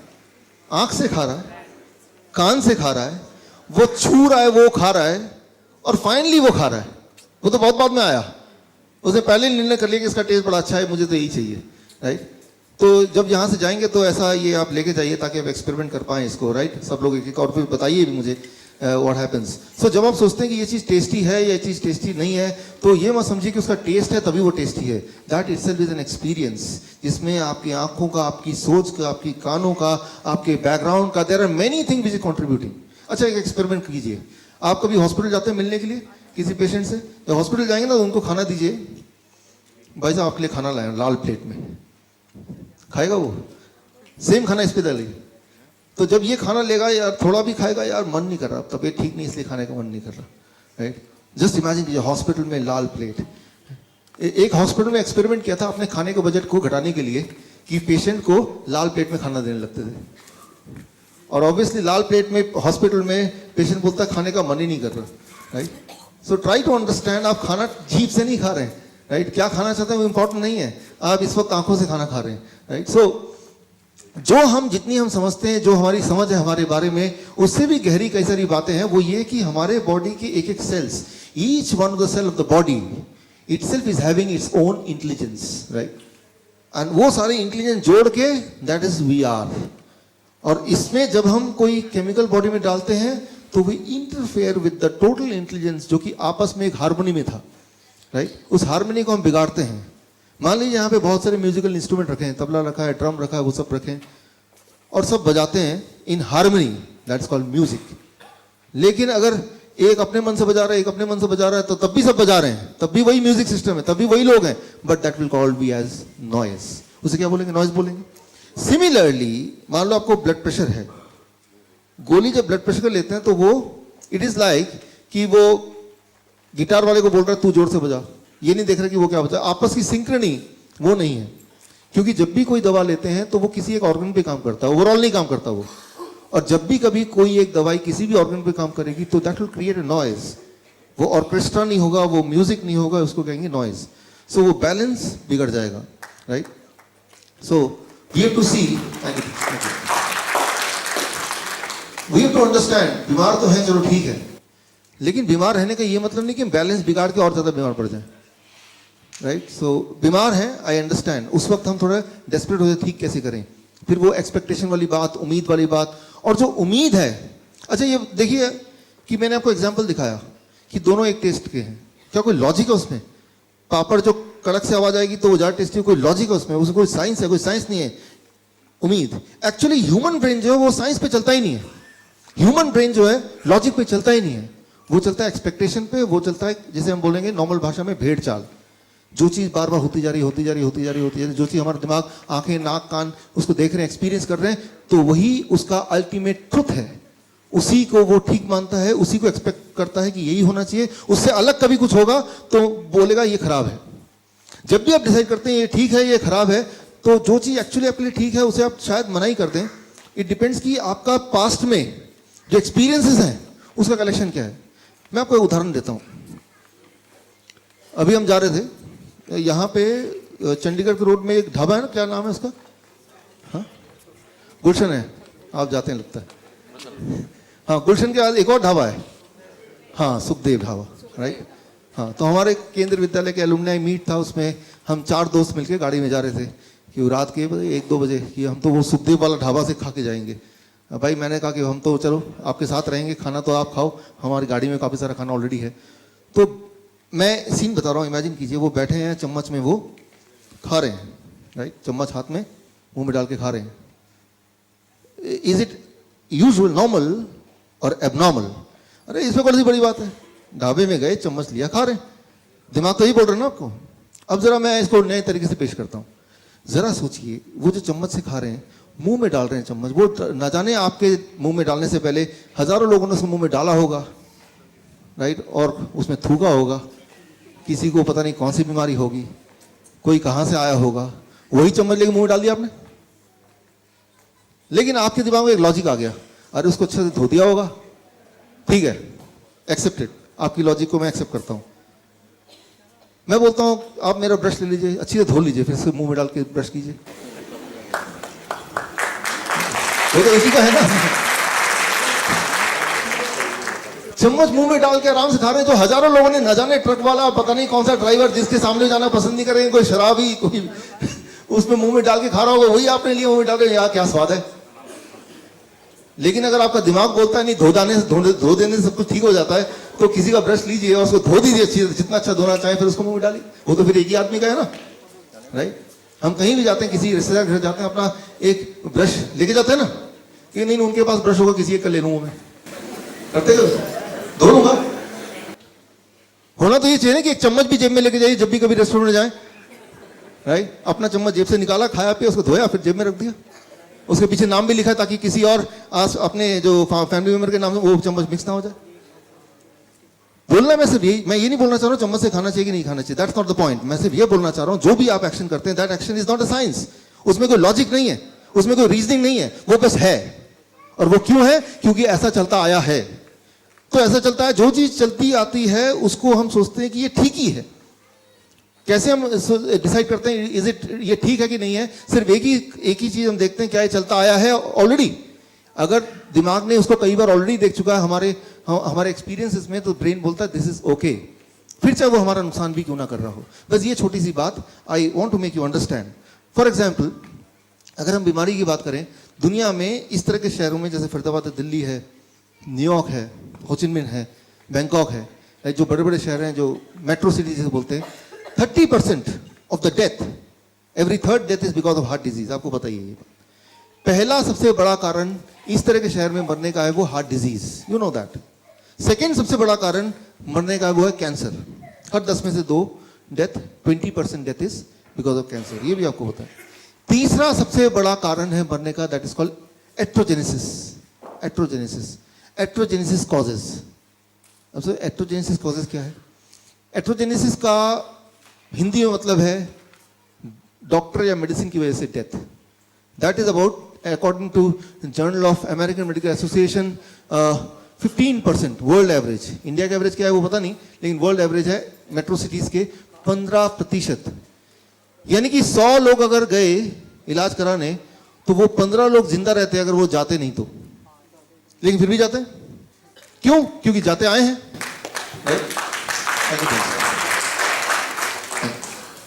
क्योंकि जाते आए हैं। ये तो आंकड़े दिखा रहे हैं, ये मेरे आंकड़े है नहीं, जर्नल ऑफ अमेरिकन मेडिकल। अच्छा, इसको और मैं रोबोस्ट करता हूँ। सारी जो सिस्टम चलते हैं मेडिकल की दुनिया में, जो अच्छे महंगे सिस्टम, जो ज़्यादा इफेक्टिव सिस्टम है, वो अमेरिका से आते हैं, एलोपैथिक सिस्टम। अमेरिका का हेल्थ आप देखें, अमेरिका दुनिया में सबसे ज़्यादा खर्च करता है हेल्थ पे, अपने सिटीजन पे। That you all know, that highest amount of money any country spends on their citizen is America on health. लेकिन अमेरिका की सिटीजन्स की हेल्थ का इंडेक्स अगर हम देखें, अगर हम WHO के उसमें देखें, इट इज रॉक बॉटम। मतलब 70% of American at any point of time they are severely ill, severely obese, right. इसको और थोड़ा इलॉबरेट करता हूं मैं कि 1962 में यूएस में ओबेसिटी था 13%, डायबिटीज था 2.5%, हाइपरटेंशन था जितना भी था, लेकिन हाइपरटेंशन अब देखें 30% इंक्रीज हो गया, डायबिटीज 6.9% हो गया, ओबेसिटी 34% हो गया। अच्छा, एक इंपॉर्टेंट बात यह है कि अगर एडवांसमेंट हो रहा है, ज़्यादा हॉस्पिटल्स आ रहे हैं, टेक्नोलॉजी अच्छी हो रही है, तो बीमारियां क्यों बढ़ रही हैं? वो तो घटनी चाहिए ना। People should be healthy. तो ये है लॉजिक। लॉजिक से मैंने समझाया, लेकिन अब अगर आप बीमार पड़ेंगे तो क्या करेंगे? ब्रेन लॉजिक को बाईपास कर देगा उसी वक्त। ब्रेन बोले छोड़ो लॉजिक, कोई मतलब नहीं है, आप देखो पहले क्या हो रहा था, and brain will follow that, right. So वो आपकी गलती नहीं है, हमारे बॉडी की बनावट, that is how the brain behaves, right. Brain behaves whenever some action, जब भी आपको कोई एक्शन लेना है, तो एक्शन लेते वक्त ब्रेन ये नहीं देखता कि लॉजिक क्या है, साइंस क्या है, किसमें हम ठीक हो सकते हैं, किसमें हमारी भलाई है। ब्रेन सिर्फ ये देखता है कि पहले क्या हो रहा है, पहले तो वो बताओ, पहले क्या करते थे आप ये बताओ, कल तक क्या करते थे। चांसेस ये हैं कि जो भी आप कल तक करते थे, जो भी आप देखते आए हैं, चांसेस ये हैं कि चाहे उससे नुकसान हो रहा हो या फायदा हो रहा हो, you will still do that, right. That is how our brain is programmed and that is what you have to understand. अच्छा, ऐसे में हम करें क्या? तो ये तो सारी सिचुएशन है, right.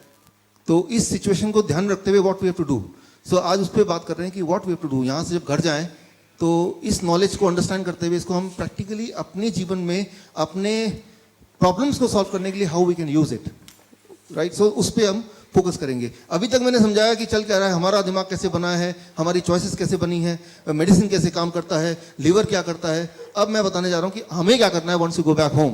Once you go back home from today what you have to do. ये 4 अक्टूबर को ये बुक लॉन्च हुई वियतनाम में। ये है दुनिया की सबसे बड़ी study on nutrition and human health. Nutrition and human health के बीच का जो कनेक्शन है, उस कनेक्शन पे दुनिया की सबसे बड़ी study, that is called China study. हमारे एजुकेटर्स को पता है, डायबिटीज एजुकेटर हैं यहाँ पे कुछ, या थैंक यू। तो ये आपने हमारे कई सारे ट्रेनिंग प्रोग्राम में नाम सुना होगा, China study, the biggest ever study on human nutrition and the disease connection, right. तो और वो 2005 में बुक लॉन्च हुई चाइना स्टडी के नाम पे। Chinese health department, Oxford university of UK and Cornell university of US, इन तीनों ने मिलकर 20 साल तक स्टडी किया पूरे दुनिया की हेल्थ का और न्यूट्रिशन का जो संबंध है उसको समझने के लिए, और उसको एक नाम दिया चाइना स्टडी, और 2005 में बुक लॉन्च किया। और उसका वियतनामीज एडिशन 2017 में 4 अक्टूबर को लॉन्च हुआ, राइट। वो ये है। सो ये लॉन्च होने से कुछ महीने पहले चाइना स्टडी के पब्लिशर ने मुझे मौका दिया, मुझे कॉन्टैक्ट किया कि जब वियतनामीज भाषा में लॉन्च होगा तो इसमें जो फॉरवर्ड है वो आपको लिखना है। तो इसमें जो वियतनामीज भाषा में लॉन्च हुआ, तो द फॉरवर्ड, राइट, आपको मेरा नाम नहीं दिखेगा दूर से, forward, I wrote the forward for the Vietnamese language. Thank you. और अभी हिंदी भाषा में शायद जुलाई अगस्त तक आ जाए, तो उसमें भी फॉरवर्ड मैंने लिख के दिया है चाइना स्टडी के पब्लिशर को, राइट। सो द बिगेस्ट, दुनिया की सबसे बड़ी स्टडी न्यूट्रिशन एंड डिजीज पे। तो मैं इस सब्जेक्ट पे पिछले 10 साल से ऑलरेडी काम कर रहा हूँ, राइट। ये इनके जो साइंटिस्ट है टी कोलिन कैम्बल, इनसे जुड़ा हुआ हूँ। सो यहाँ से मैं कुछ क्लू ले रहा हूँ कि यहाँ से घर जाके क्या करें, राइट। बहुत सारी चीज़ें जो हमारे एजुकेटर ऑलरेडी उनको पता ही है, लेकिन आज कुछ नई चीज़ें, इसको सिंप्लीफाई करने के लिए मैं आपको एग्जाम्पल दे रहा हूँ। इमेजिन कीजिए कि आज एक नया मेडिसिन, एक नई मेडिसिन का लॉन्चिंग होता है। ये गैदरिंग है, ये प्रेस कॉन्फ्रेंस है यहाँ पे, और आज अनाउंसमेंट होता है कि एक नया मेडिसिन आ गया। इमेजिन कीजिए थोड़ी देर के लिए, राइट। और उस मेडिसिन की खूबी बता रहा हूँ। मान लीजिए मैं मार्केटिंग एजेंट हूँ एक उस मेडिसिन कंपनी से, और मैं आता हूँ, भाई मैं आता हूँ यहाँ से, आप सबका स्वागत है, कि आप यहाँ पे आए और आपको जान के खुशी होगी कि आज हम एक बहुत ही बड़ी उपलब्धि को हासिल किया, क्योंकि आज हम एक नया मेडिसिन लॉन्च करने जा रहे हैं। उस मेडिसिन को लॉन्च करने से पहले मैं उसकी खूबियों से आपको मिलाता हूँ। उसकी क्वालिटी है कि 95% तक के कैंसर के रोग वो ठीक कर सकता है। उसकी दूसरी क्वालिटी है कि वो प्रिवेंट कर सकता है हार्ट अटैक, ब्रेन स्ट्रोक को, और इवन हार्ट डिजीज को वो रिवर्स कर सकता है, यानी कि ठीक कर सकता है। अगर वो डायबिटीज को पूरी तरह ठीक कर सकता है। उस मेडिसिन का डब्बा आप यहाँ पे देख रहे हैं, उसका नाम है WFPB, शॉर्ट फॉर्म में वो मेडिसिन, राइट। अच्छा, तो आप पूछेंगे कोई साइड इफेक्ट तो नहीं है? इतनी सारी खूबियां हैं। हाँ, साइड इफेक्ट भी है, उसके बारे में बताता हूँ मैं आपको। यूं मानिए मैं आपको इन्फ्लुएंस कर रहा हूँ, मैं आपको बेचना चाहता हूँ मेडिसिन आपको, राइट। तो पहला साइड इफेक्ट है कि वो वेट अगर किसी का ज़्यादा है तो कम हो जाएगा, कम है वेट, किसी का ऑलरेडी बहुत पतला है तो वो मोटा होने लगेगा, पहला साइड इफेक्ट। दूसरा साइड इफेक्ट है कि अगर वो मेडिसिन खाते हुए किसी को माइग्रेन पहले से था, एक्ने था, इंटेस्टाइनल डिसऑर्डर था, जुकाम वगैरह लगता था, तो वो भी अपने आप ठीक हो जाएगा। उस मेडिसिन का एक और साइड इफेक्ट है कि एनर्जी लेवल पूरे दिन बहुत स्ट्रांग रहेगी। और एक और है कि अगर किसी को इरेक्टाइल डिस्फंक्शन की प्रॉब्लम थी तो इस मेडिसिन का साइड इफेक्ट है कि वो भी ठीक हो जाएगा। तो ये तो रहे साइड इफेक्ट। अब आपको डिसाइड करना, मान लीजिए आप जेन्युइनली चाहते हैं कि ये मेडिसिन मैं लूं कि नहीं लूं, तो डिसाइड करते वक्त आप कुछ फैक्टर्स दिमाग में रखते हैं कि तभी जैसे आप ट्रीटमेंट लेने जाते हैं कि मैं इधर जाऊं कि उधर जाऊं, इस हॉस्पिटल जाऊं कि उस हॉस्पिटल, इस डॉक्टर के पास जाऊं कि उस डॉक्टर के पास, तो दिमाग में कुछ फैक्टर्स आते हैं जिसकी बेसिस पे आप डिसाइड करते हैं which medicine, which treatment should I take. तो वो कौन कौन से फैक्टर्स हैं? आप मुझसे मान लीजिए पूछ रहे हैं, चलो ये सब तो ठीक है, लेकिन मुझे ये खरीदना ही नहीं खरीद रहा हूं, उसके लिए कुछ फैक्टर्स हैं। Criteria to decide which treatment to choose. जब भी आप कोई ट्रीटमेंट चूज करते हैं, जब भी आप मेडिसिन चूज करते हैं या ये मेडिसिन भी चूज करेंगे, तो पहला 3 चीजों पे आप सवाल पूछेंगे। कितनी जल्दी ठीक कर सकता है ये? आपने बोला कैंसर ठीक कर देगा, लेकिन कितनी जल्दी? अगर बोलेंगे 20 साल में ठीक कर देगा, उससे पहले तो पेशेंट ही मर जाएगा। तो सबसे इंपॉर्टेंट बात, जब भी कोई ट्रीटमेंट आप लेते हैं तो पहला होता है दिमाग कि how quickly. Nobody would like to stay sick for long period, कि कुछ भी हो जाए जल्दी से जल्दी, पहला। नंबर 2 सवाल होता है कितने सारे हेल्थ प्रॉब्लम को एक साथ वो एड्रेस कर सकता है। अभी क्या होता है, एक इंसान 20 गोलियां, 25 गोलियां, 30 गोलियां, 40 गोलियां, अनलिमिटेड गोलियां खाता रहता है, लेकिन एक दवाई ऐसा कि कितनी सारी प्रॉब्लम को एक साथ ठीक कर सकता है, ये भी एक इंपॉर्टेंट बात है। जितनी ज्यादा प्रॉब्लम को एक साथ ठीक करेगा, उतना ज्यादा चांसेस है कि आप उसको खरीद लें। तीसरा बात, how much will the health improve. एक तो है कि टेम्पररी रिलीफ मिलेगा या परमानेंटली वो क्योर होगा। तो ये 3 एक मेजर बातें हैं जिस पे आप डिसाइड करेंगे कि भाई वो मेडिसिन लेना है कि नहीं लेना है, राइट। तो सबसे पहले हाउ क्विकली इट वर्क्स, कितना जल्दी वो ठीक करेगा, इस पे बात करते हैं इन कंपैरिजन टू बाकी अवेलेबल दवाइयां, है ना। तो ये जब गाड़ी खरीदते हैं तो इसकी एवरेज कितनी है? 60। अब सोचते हैं कि बाकी की कितनी है, तभी तो ये डिसाइड करते हैं ज्यादा है कि कम है, तो बाकी को कंपैरिजन। तो मैं इसको एग्जांपल देके साइंटिफिकली एक करता हूं। 2006 में एक दवाई आई थी रेनोलाजीन, और ये दवाई थी, अभी भी है, एंजाइना, हार्ट, दिल के दर्द होगा तो डॉक्टर पास जाएंगे, ये अगर दवाई देंगे तो ये दवाई कोई 6 हफ्ते तक खाएगा तो फिर उसके हार्ट का जो पेन है, जो एंजाइना, वो कम हो जाएगा। और ये सबसे ज्यादा फास्टेस्ट टाइम, मतलब 1.5-2 महीने लगेंगे तब भी, और उसके बाद कम होगा। लेकिन साथ में साइड इफेक्ट भी इसके अपने हैं, हेडेक हो सकता है, कॉन्स्टिपेशन हो सकता है, डिजीनेस, नॉसिया हो सकता है। उसके मुकाबले मेरी जो दवाई है, जो मैं भी लॉन्च करने वाला हूं, वो 1 से 2 हफ्ते के अंदर ही वो एंजाइना को गायब कर देगा, पहली बात। दूसरी बात, इसका कोई साइड इफेक्ट नहीं है, राइट। तो क्लियरली, और साइड इफेक्ट है तो पॉजिटिव वाले हैं, तो क्लियरली इसमें तो मैं पास हो गया कि ये ज्यादा इफेक्टिव है, ज्यादा क्विक है, राइट। अब आता है कितने सारे हेल्थ की बीमारियों को एक साथ ही एड्रेस कर सकता है। कैंसर को 9 महीने में ठीक कर देगा, हार्ट डिजीज को 1 से 3 महीने में, ओबेसिटी को 1 महीने में, ब्लड प्रेशर 7 दिन में कंट्रोल कर देगा, ब्लड शुगर है तो 3 दिन में कंट्रोल कर देगा, राइट। तो ये काफी प्रॉमिसिंग लग रहा है, राइट। और ये सब मैं नहीं बोल रहा हूं कि मैं बोल रहा हूं, ये ऑलरेडी साइंटिफिकली प्रूवन है। अच्छा, किसने प्रूव किया?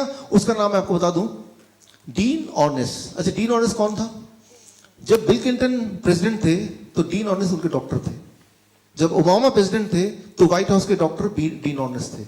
अब भी व्हाइट हाउस के डॉक्टर डीन ऑर्नेस हैं। डीन ऑर्नेस हैं जो हाई प्रोफाइल लोगों का और अपॉइंटेड डॉक्टर हैं यूएस के पार्लियामेंट में, राइट। वहां के ऑफिशियल डॉक्टर हैं डीन ऑर्नेस। और उन्होंने प्रूव किया, क्योंकि वो इस पैनल में ऑलरेडी हैं, राइट, कि anybody who adopt this medicine तो ये वाकई में होता है और ये जर्नल में छपा भी, राइट, द लैंसेट 1990, ये छपा भी। और सिर्फ हार्ट डिजीज नहीं, बाकी चीजें भी छपी। मैं तो सिर्फ एक एग्जांपल दे रहा हूँ बिकॉज समय थोड़ा लिमिटेड है, राइट। सो फर्क सिर्फ इतना है कि ये जो मैं बता रहा हूं WFPB, ये कोई दवाई नहीं है, ये एक फूड पैटर्न है कि कोई भी फूड इस तरह से खाएगा तो इतने दिनों में ये सारी उपलब्धियां उसको मिल सकती हैं। और ये चीजें ऑलरेडी प्रूवन है by many times, and one of the person who proved it is Dean Ornish. कई सारे साइंटिस्ट ने प्रूव किया। चाइना स्टडी की इतनी मोटी किताब है, उसके अंदर पूरे रिसर्च भरे हुए हैं जो ये साबित करता है कि इस तरह से अगर फूड आप खाते हैं, चूज करते हैं। मैंने आपको choice, how we choose a food, वो बताया, सुन के, देख के, सोच के। लेकिन चॉइसेस को थोड़ा अगर चेंज करेंगे तो ये सारी बीमारियां इतने दिनों में प्रॉमिसिंग तरीके से, प्रॉमिसिंग मतलब बिना साइड इफेक्ट के, उल्टा कुछ अच्छे साइड इफेक्ट के साथ बिल्कुल क्योर हो जाएगा, और वो साइंटिफिक है। अच्छा, तो अब ये बात आती है कि अगर ये इतना प्रॉमिसिंग है, इतना साइंटिफिक है, ऑलरेडी प्रूवन है, और साइंस में भी है, बुक में भी है, इवन यूएस में लीगल भी है ये, मतलब इंश्योरेंस भी मिलता है इसके अगेंस्ट। कोई बोलेगा कि मुझे ये वाली मेडिसिन खरीदनी है, मतलब ये वाले पैटर्न से मुझे अपने को ठीक करना है, तो उसके लिए भी इंश्योरेंस का वो हकदार है, यूएस में ऑफिशियल है। तो वो अभी कुछ समय पहले हुआ है बस, लेकिन अब है। अगर ये वाकई में इतना इफेक्टिव है तो ये फैला क्यों नहीं? Why it is not spread? Government इसके बारे में बताती क्यों नहीं? हमें पता क्यों नहीं है? देखिए, किसी चीज का सच्चा होना या अच्छा होना या साइंटिफिक होना इज नॉट द क्वालिफिकेशन कि वो लोग अडॉप्ट कर लें। मैं आपको उदाहरण दे रहा हूं। आप एक एग्जांपल दे रहा हूं to make you understand. Copernicus आप जानते हैं, जिन्होंने पहली बार बोला था कि अर्थ के चारों तरफ सन नहीं घूमती, सन के चारों तरफ अर्थ घूमती है। और इस बोलने की वजह से उनको बॉयकॉट कर दिया गया था, उनको पब्लिकली रिडिकुल किया गया था, उनकी बुक को छपने से रोक दिया गया था। जिस दिन वो मरे थे बस उसी दिन उनकी बुक छप के आई, उनके हाथ में आई, and that was the last day of his life, right. तो उन्होंने ट्रुथ बोला, साइंटिफिक रूप से वैलिडेट किया, लेकिन लोगों ने उसको नहीं माना। तो क्योंकि एक ट्रेंड दिमाग में चला आ रहा था सालों साल से, हजारों साल से, कि अर्थ सेंटर है और सन उसके इर्द गिर्द घूमता है। तो एक जो पहले से चला आ रहा है उसको बदलना सिर्फ लॉजिक से नहीं बदलेगा, राइट, ट्रुथ से नहीं बदलेगा, it will take some time, right, तभी लोग अडॉप्ट करते हैं। तो वो हमने हिस्ट्री में भी देखा है। लेकिन कुछ लोग ऐसे हैं जो इन्फ्लुएंस नहीं होते पुराने एक्सपीरियंस से, जो साइंस को एकदम लेके अडॉप्ट कर लेते हैं, आप और हमारी तरह कुछ लोग, राइट। बाकी लोग फिर धीरे धीरे धीरे धीरे उसको अडॉप्ट करते हैं। तो ठीक इसी तरह से यहां पे मैं ये बताना चाह रहा हूं कि एक इस तरह का पैटर्न है जिसे WFPB बोलते हैं, and that can really do this, और हर बार हर एक के लिए, राइट। तो अब एक्चुअली ये क्या है और हमें क्या करना है, उस पर हम आते हैं। It is a nutritional food, the talking food, जिस तरह से टाइगर खाता है कि चूज द फूड इन सच ए वे, वो दाने दाने पे लिखा खाने वाले का नाम, कि बॉडी के जिस ऑर्गन को जिस वाली न्यूट्रिशन की जरूरत होगी वो बॉडी खुद ही लेगा। सिर्फ उस टाइगर की तरह हमें चूज करना राइट फूड। वो चूज करने के पीछे का जो एक लॉजिक है या अंडरस्टैंडिंग है, उसको थोड़ा सा मैं आपको समझाना चाहता हूं। अभी क्या अंडरस्टैंडिंग है उसको कैसे थोड़ा सा बदलना है। देखिए, फॉर एग्जाम्पल अभी की अंडरस्टैंडिंग क्या है कि हमें we have to take carrot, इसमें बहुत विटामिन सी होता है। अच्छा, हमें ऑरेंज खाना चाहिए क्योंकि इसमें विटामिन ए होता है, कैरेट में ऑरेंज विटामिन सी होता है। दूध, इसमें बहुत ज़्यादा कैल्शियम होता है। ये है अभी की लॉजिक अंडरस्टैंडिंग। दूध नहीं पियोगे कैल्शियम कहाँ से मिलेगा? ऑरेंज खा लो तो आपको विटामिन सी मिल जाएगा। This is the current logic जिसपे हम अभी की न्यूट्रिशन साइंस चलती है। अभी जो हमने पढ़ा है, सीखा है, डॉक्टर बोलते हैं, न्यूट्रिशनिस्ट बोलते हैं, किताबें बोलती हैं, वो ये है। अब मैं आपसे एक सवाल पूछता हूं। 2 टाइम आप खाना खाते हैं, मान लो एक इंसान 2 बार खाना खाता है। पहला मील उसमें विटामिन सी 100 mg है, दूसरा मील खाता है उसमें विटामिन सी 500 mg है। तो 500 mg मुंह में गया, पेट में गया, राइट। या ये ले लेते हैं, एक आदमी, यही आदमी पहला मील खाता है, दूसरा मील खाता है, तो किस वाले में ज्यादा विटामिन सी उसके बॉडी में जाएगा? पहले वाले में, दूसरे वाले में? पहले वाले। पहले में, दूसरे वाले में, राइट। अब देखिए 3-4 आंसर दे रहे हैं, उनमें से कोई ना कोई आंसर ठीक होना ही चाहिए, राइट। कुछ लोगों को पता है कि यहाँ पे हर चीज का एक उल्टा ही आंसर निकल रहा है, तो उल्टा ही बता दिया कि सीधा तो हो नहीं सकता, जरूर इसमें उल्टा होगा, तो पहले ही वही बता दो। अब समझिए इसको, जब हम कोई भी चीज खाते हैं वो इंटेस्टाइन में जाता है, मैंने आपको बताया था। Now the liver which is the brain, वो डिसाइड करता है कि कितना न्यूट्रिशन की बॉडी को एक्चुअल में जरूरत है, राइट। तो ये भी हो सकता है कि 500 mg पेट में गया और उसमें एक भी mg बॉडी के अंदर गया ही नहीं, डिपेंडिंग ऑन कि उसकी जरूरत बॉडी को है कि नहीं। That is our gate keeper decide करता है। तो ये कोई लॉजिक नहीं कि हमें ज्यादा विटामिन सी लेंगे तो ज्यादा विटामिन सी जाएगा या कम लेंगे तो कम जाएगा। That logic does not work the way we expect. इसका साइंटिफिक एविडेंस मैं आपको दूंगा, राइट। फॉर एग्जाम्पल एक ऑरेंज लीजिए, आप एक्सपेरिमेंट कीजिए, उसको लैब में दीजिए, उसमें 53 ग्राम अगर फॉर एग्जाम्पल विटामिन सी निकल रहा है। उसी बैच का एक और ऑरेंज लीजिए, उसको भी लैब में दीजिए, उसमें आप देखेंगे 10 गुना ज्यादा भी ऑरेंज विटामिन सी निकल सकता है। मतलब ये सोच कि इसमें इतना विटामिन सी होगा, उसमें उतना कैल्शियम होगा, ये एक रैंडम सोच है। सेम बैच में सेम 2 फलों में 10 गुना भी वेरिएशन हो सकता है। तो अगर हम ये सोचते हैं कि मैंने 10 संतरे खा लिए तो लगभग इतना विटामिन सी चला गया होगा, वो कैलकुलेशन फेल हो जाएगी। उसी तरह से जिस तरह से अगर आप कैलकुलेट करने लगे कि एक्सेलरेशन, वेलोसिटी, बॉल कैच करने से पहले और फिर आप सोचें अब मैं ज्यादा बेटर कैच कर पाऊंगा, आई एम श्योर कि आप नहीं कर पाएंगे। उसी तरह से तो ये जो कैलकुलेशन है, ये कैलकुलेशन हम करने के लिए नहीं बने। हमारा जो understanding about this very less and we should not do that calculation, let it happen by the liver, right. उसको करना चाहिए ना कि हमें करना चाहिए। अब देखिए इसको, let me make you understand. जैसे मैंने आपको बताया कि फूड आता है, जब कोई चीज खाते हैं तो कितना उसमें डाइजेस्ट होगा, कितना बॉडी उसको एब्जॉर्ब करेगी, उसमें से भी कितना बॉडी ट्रांसपोर्ट करेगी, उसमें से भी ऑर्गन डिस्ट्रीब्यूशन कितना होगा, और फिर बायोकेमिकल कितने न्यूट्रिएंट जो एक्चुअली काम करेंगे, और कितना बॉडी में स्टोर होगा और कितना बॉडी में रिलीज करेगा। ये एक ऐसी चीज है जो इतना एब्रप्ट है, इतना रैंडम है कि आप उसमें कुछ भी कैलकुलेट नहीं कर सकते, कुछ भी कैलकुलेट नहीं कर सकते। उसकी जो अंडरस्टैंडिंग है वो अभी तक इवॉल्व हुई ही नहीं है। तो जब भी कोई बोलता है कि आपको तो दिन में विटामिन सी इतना लेना चाहिए ग्राम, बोलता नहीं है वो हर्बल लाइफ, आपको तो इतना ग्राम विटामिन B12 लेना चाहिए, वो तो फूड से मिलेगा नहीं, तो आप मेरे वो डब्बे से ले लो। फिर आप भी सोचते हैं यार हेल्थ नहीं तो क्या, तो आप अपना पैसे कमाई का कुछ पार्ट उसमें दे देते हैं। हर्बल लाइफ है और what ever it is, right, Nutrilite है। तो वो कैलकुलेशन नहीं हो सकती, राइट। वो कैलकुलेशन एक रैंडम कैलकुलेशन है, उस कैलकुलेशन को बेस हो ही नहीं सकता। बिकॉज जब आप कुछ खाते हैं, जैसे मैंने बताया, कितना बॉडी में डिस्ट्रीब्यूट होने वाला है किसी भी एक पल, वो टोटली एक अलग बॉडी की इंटेलिजेंस है, सेलुलर इंटेलिजेंस। उस इंटेलिजेंस को समझना हमारा काम नहीं है, वो तो बॉडी समझे तो ही ठीक है। लेकिन हमें सिर्फ बॉडी को सपोर्ट करना है, इंटरफेयर नहीं करना है। कि चलो हमने एज्यूम किया कि अच्छा वो बोल रहा है कि रोज 50 mg विटामिन सी बॉडी में होना चाहिए, तो मैं 2 टैबलेट खा रहा हूं। Now you are interfering with the body science. वो कुछ इस तरह से होगा, आप ड्राइवर है, आप पीछे की सीट में बैठे हैं, आपको लग रहा है ड्राइवर ठीक से चलाएगा कि नहीं पता नहीं, तो आपने क्या किया, पीछे की सीट में भी एक स्टीयरिंग लगा दिया। ठीक रहेगा ये आइडिया कि ड्राइवर को गाइड करने के लिए स्टीयरिंग पीछे भी, जब मन चाह आपने भी स्टीयरिंग घुमा दिया, तो क्या होगा? Only one thing can happen, that is accident, that is confusion. Similarly जब आप डिसाइड करते हैं कि मेरा ब्लड प्रेशर इतना है, अरे इतना लगता ठीक नहीं है, तो इसको थोड़ा कम करना चाहिए, तो एक टैबलेट ले लेते हैं। तो आप क्या करते हैं? वही करते हैं कि पीछे वाली सीट का जो स्टीयरिंग है उसको आप कंट्रोल करने की कोशिश करते हैं। तो आगे वाला सोचता तुम चला रहे, मैं क्यों चला रहा हूं। तो बॉडी बोलता है यार तुम ब्लड प्रेशर मैनेज कर रहे हो तो तुम ही करो, right, why should I manage. So blood pressure is not that simple. अच्छा देखिए, ब्लड प्रेशर क्या है, इमेजिन कीजिए आपके घर में एक टैप है और टैप के नीचे आपने एक पाइप लगा दिया, टैप ऑन कर दिया, पानी जाएगा। अब टैप पाइप को पकड़ लीजिए, दबा दीजिए, फ्लो बढ़ेगा घटेगा?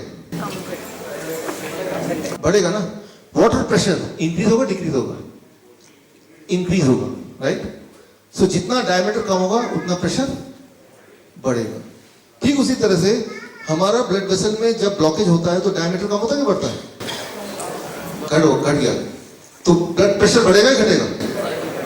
बढ़ जाएगा। अब दवा से जब आप प्रेशर घटाते हैं तो एक्चुअली हार्ट को वीक करते हैं तो प्रेशर घट जाता है, लेकिन प्रेशर का घटने का मतलब ब्लॉकेज घट गया क्या? तो प्रॉब्लम वही की वही है, सिर्फ वो पैरामीटर चेंज हो गए और बदले में क्या हुआ, वो जो इंसान है वो ब्लड प्रेशर घटाने के चक्कर में उसका हार्ट कमजोर हो रहा है। At that cost he is getting the right और एक्सपेक्टेडली राइट ब्लड प्रेशर। तो मैं ये बोलना चाह रहा हूं कि मैं ऐसा नहीं बोल रहा हूं कि हाई ब्लड प्रेशर ठीक है, लेकिन मैं ये बोलना चाह रहा हूं कि अगर हाई ब्लड प्रेशर है भी और लेकिन दवा लेके ठीक कर रहे हैं तो that is something not expected, right. अगर ड्राइवर गलत डायरेक्शन में गाड़ी चला भी रहा है तब भी आप पीछे की स्टीयरिंग से नहीं कंट्रोल कर सकते उसको, अभी तो सिर्फ गलत डायरेक्शन जा रहा है, फिर तो एक्सीडेंट ही हो जाएगा ना। राइट, कम से कम कहीं जा तो रहे कम से कम, right. So that is what I mean. We should not interfere with the body's functioning in the way, right, as a main driver, right. तो वो वाला इंटरफेरेंस हम ना करें तो ठीक है. नाउ एक बहुत नेचर, दुनिया का सबसे बड़ा एक बहुत ही रेस्पेक्टेड प्रेस्टीजियस जर्नल है, a very prestigious journal, it's called nature, right. So nature journal में इन्होंने प्रूव किया कि जब भी कोई न्यूट्रिशन मतलब विटामिन सी हो गया, विटामिन ए हो गया, बीटा कैरोटीन, या फिर और कोई मिनरल हो गया, जब वो फ्रूट्स के या सब्जियों के अंदर रहता है तो उसकी ताकत काम करने की कई गुना 263 टाइम ज्यादा होती है इन कंपैरिजन टू जब उस न्यूट्रिशन को अलग से निकाल के एक टैबलेट में भर के आप उसको खाने लगते हैं. It doesn't work the way it should work. For example, मान लीजिए हम बोलते हैं कि विटामिन सी से इम्यूनिटी बढ़ती है, तो विटामिन सी गोलियां खा रहे हैं. अच्छा, मैं बोल दूं, आपसे पूछूं, गाड़ी जब चलता है तो गाड़ी आगे बढ़ रहा है, इसके लिए कौन रिस्पॉन्सिबल है? मतलब गाड़ी का कौन सा पार्ट की वजह से गाड़ी आगे चलता है? कौन सा? इंजन. तो गाड़ी आगे चलती है बिकॉज इंजन उसको आगे ले जाता है, राइट. अच्छा, ऐसी बात है. तो मैं इंजन को उठाता हूं, बाहर निकाल देता हूं, इंजन को और बैठ जाता हूं, क्या अभी गाड़ी आगे मैं आगे बढ़ जाऊंगा? नहीं. वो इंजन तभी आपको गाड़ी आगे ले जाएगा जब वो गाड़ी का पार्ट होगा. अलग से वो बेकार है. पावरफुल है लेकिन अलग से कोई पावर नहीं है उसकी, राइट. इट इज राइट कि विटामिन सी आपकी इम्यूनिटी को स्ट्रॉन्ग करेगी और करती है when it is a part of the whole. जब पूरे उसका एक पार्ट है तभी उसके वो कर सकती है. वो उसको अलग ले लोगे and then you expect the same result, it do not happen. ऐसा होता नहीं है, राइट. सो अच्छा, ये जो सारा मेडिसिन का पूरा ये जो आया है पिछले 50 साल में, ये बना कैसे? Right, which we call medical science. Ayurveda को साइंस नहीं बोलते हैं, किसी और को साइंस नहीं बोलते, मेडिकल को साइंस क्यों बोलते हैं? How it came? क्योंकि इसके पीछे का जो बैकअप है वो साइंस का बैकअप है. किस तरह का, मैं आपको एग्जांपल देता हूं. 1922 में, ये बहुत बड़ा एग्जांपल है. साइंस एक बहुत बड़ा जर्नल है नेचर की तरह, बहुत ही बड़ा जर्नल है, मोस्ट रेस्पेक्टेड जर्नल साइंस.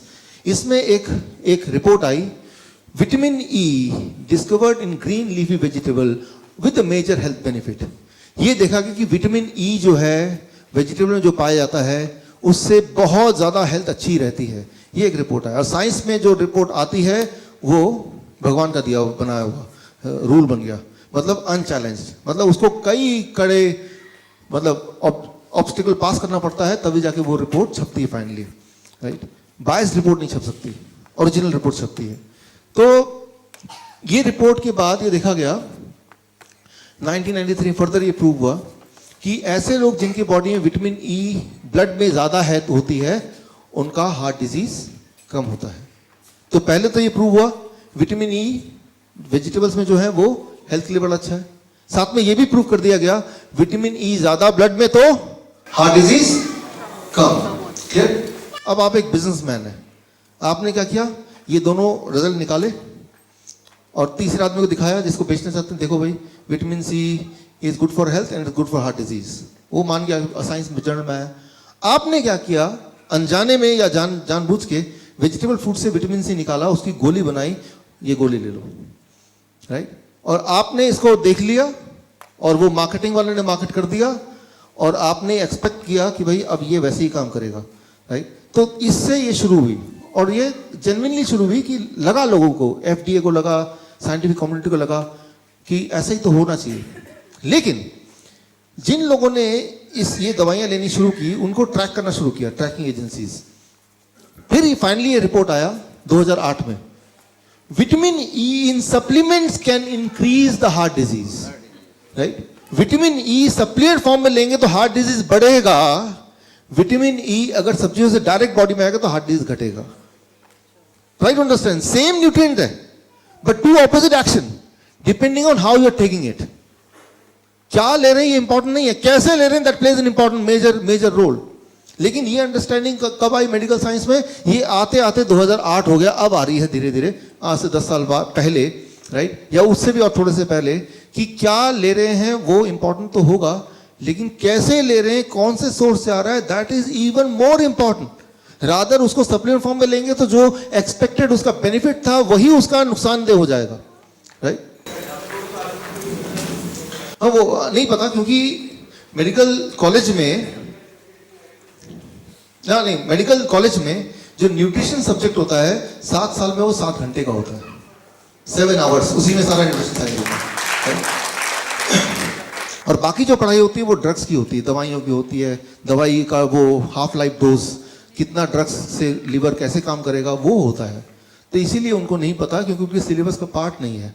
तो they are not the right person to talk about nutrition. Nutrition एक अलग फील्ड है, medical doctors are different field, they are made to injection देना, दवाई देना, सर्जरी करना, ये उनका काम है, राइट। उनका काम फूड के बारे में नहीं बताना है, न्यूट्रिशन के बारे में नहीं बताना है उनका, राइट। तो उनको पता नहीं होगा क्योंकि उनका सिलेबस का पार्ट नहीं है, राइट। सो और कुछ समय पहले, आज से 10-15 साल पहले तो मेडिकल साइंस को भी नहीं पता था, राइट, साइंस को भी नहीं पता था। बट नाउ साइंस को कैसे पता चलता है? Science itself is not science. पहले एजम्पशन होता है कि शायद ऐसा फायदा होगा, फिर कुछ लोग उसको अपनाते हैं, लाखों लोग, फिर उनको ट्रैक किया जाता है सालों साल तक, फिर देखता है ये तो उल्टा हो गया, फिर दैट बिकम्स अ साइंस। फिर रिजल्ट को कोलेट करते हैं, वो रिजल्ट को डिस्प्ले करते हैं, राइट। तो पहले एक एक्सपेक्टेड गोल होता है, शायद ऐसा काम करें, उससे वो जर्नी शुरू होती है, फिर वो 10 साल चलती है, हजारों लाखों लोग उससे पीड़ित होते हैं, फिर वो उसका रिपोर्ट कलेक्ट होता है, फिर वो जर्नल में आता है, this is science, right. Science ऐसे होता है। वो मॉलिक्यूलर लेवल में पहले ही पता चल जाए कैसे काम करेगा, वो साइंस नहीं है। उतने इवॉल्व अभी तक टेक्नोलॉजी हुई नहीं है। अब देखिए, ये है journal of American medical association का रिपोर्ट।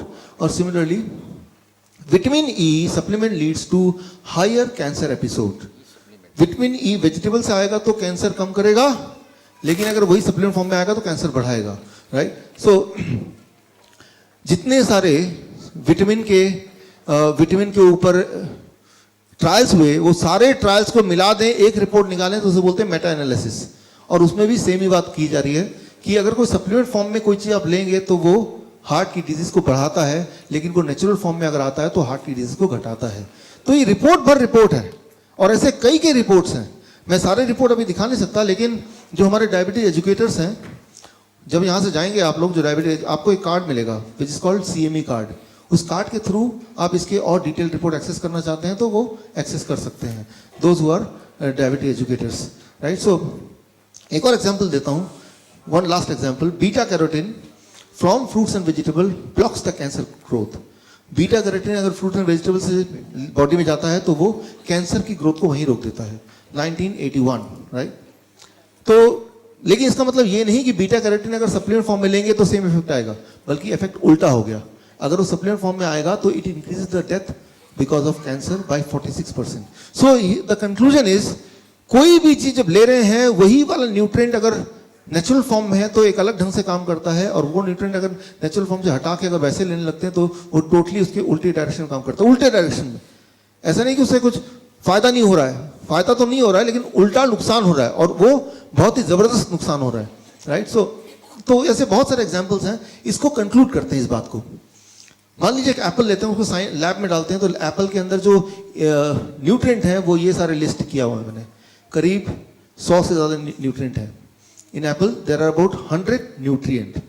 तो वो 100 न्यूट्रिएंट जब टुगेदर होते हैं आपस में, राइट, तो जाके वो न्यूट्रिएंट आपको वो वाले लाभ देते हैं जो लाभ की आप उम्मीद करते हैं। लेकिन उसके बीच में से अगर विटामिन बी निकाल दिया, एक टैबलेट बना दिया, विटामिन सी निकाल दिया, एक और टैबलेट बना दिया, अब क्या है कि वो ठीक उसी तरह से होगा कि आपको लगता है कि गाड़ी में सोफे में बैठते हैं, गाड़ी का सोफा निकाल दिया, स्टेट निकाल दिया, then again expecting the same result, वो रिजल्ट नहीं आएगा, राइट। इनफैक्ट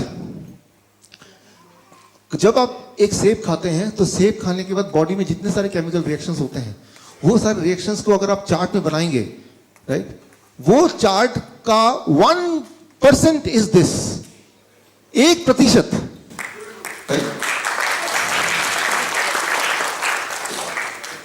99% इसको और बढ़ा दीजिए। तो जब एक सिंपल एक्शन एक सेब खाने का होता है तो बॉडी में न जाने हजारों लाखों कितने सारे केमिकल रिएक्शंस होते हैं जो आप कॉम्प्रिहेंड नहीं कर सकते, अंदाजा नहीं लगा सकते, और वो आपका काम भी नहीं है। जैसे मैंने आपको वो बॉल वाला एग्जाम्पल बताया, वो आपका काम नहीं है कि मैं उसको कैलकुलेट करूं, उसको करूं, that is not your job. और अगर जैसे ही आप इस कैलकुलेशन में लग जाते हैं तो हमारी जो हार है वो वहीं से शुरू हो जाती है, लॉस वहीं से शुरू हो जाता है। We should not calculate, right, because we cannot calculate. अब मॉडर्न मेडिसिन में क्या है गड़बड़, अच्छा ब्लड प्रेशर ज़्यादा हो गया, उसको घटा दो।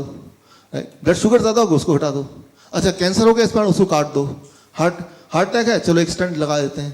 तो जब भी हम इस तरह के एक्शन करते हैं तो बॉडी का जो बैलेंस है, मैंने आपको ऑर्केस्ट्रा एग्जांपल दिया था, राइट, वो जो हार्मनी है वो लॉस हो जाता है।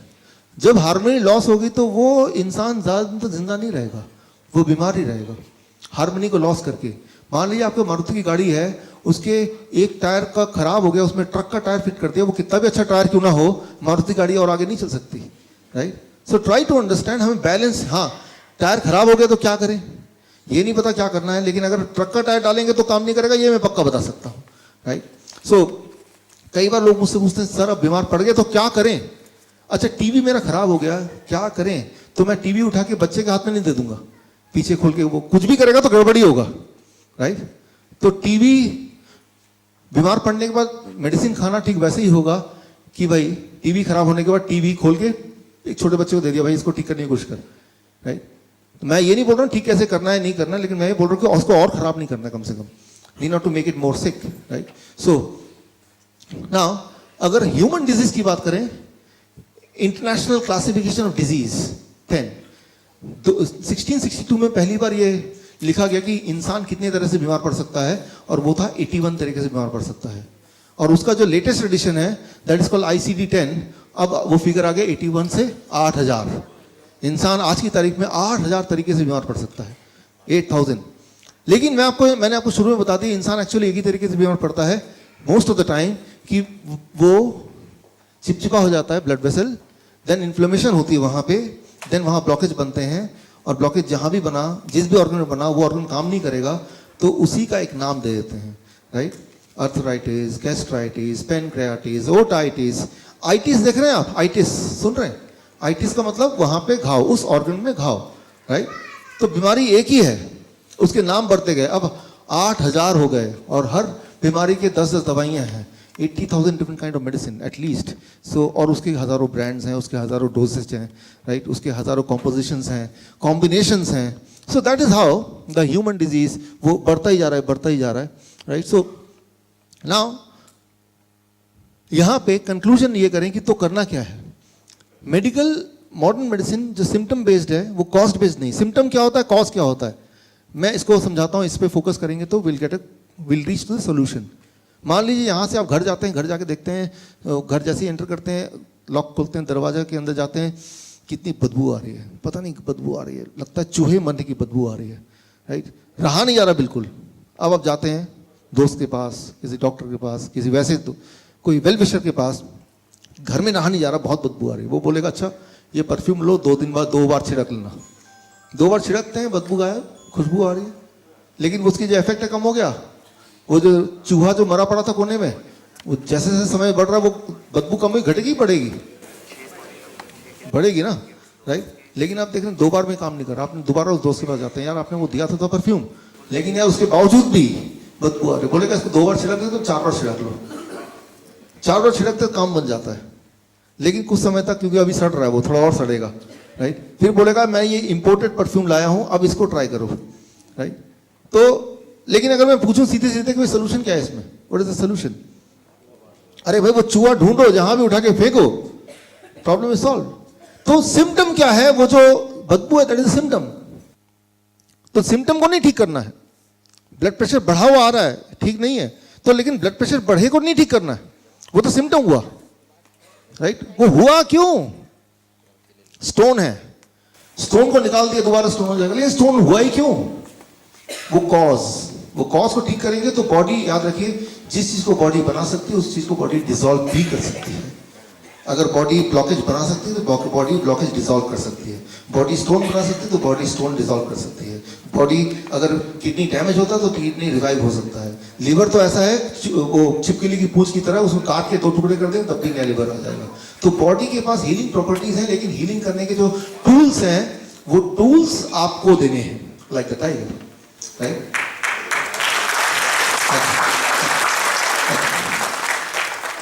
सो यहाँ पे हम क्या करें आज के बाद ताकि हम ठीक रहें। एक तरीका ये है एक्सरसाइज करें, दौड़ें, भागें। कई बार लोग बोलते हैं दौड़ने भागने को आप इंक्लूड क्यों नहीं करते अपने ट्रेनिंग प्रोग्राम में।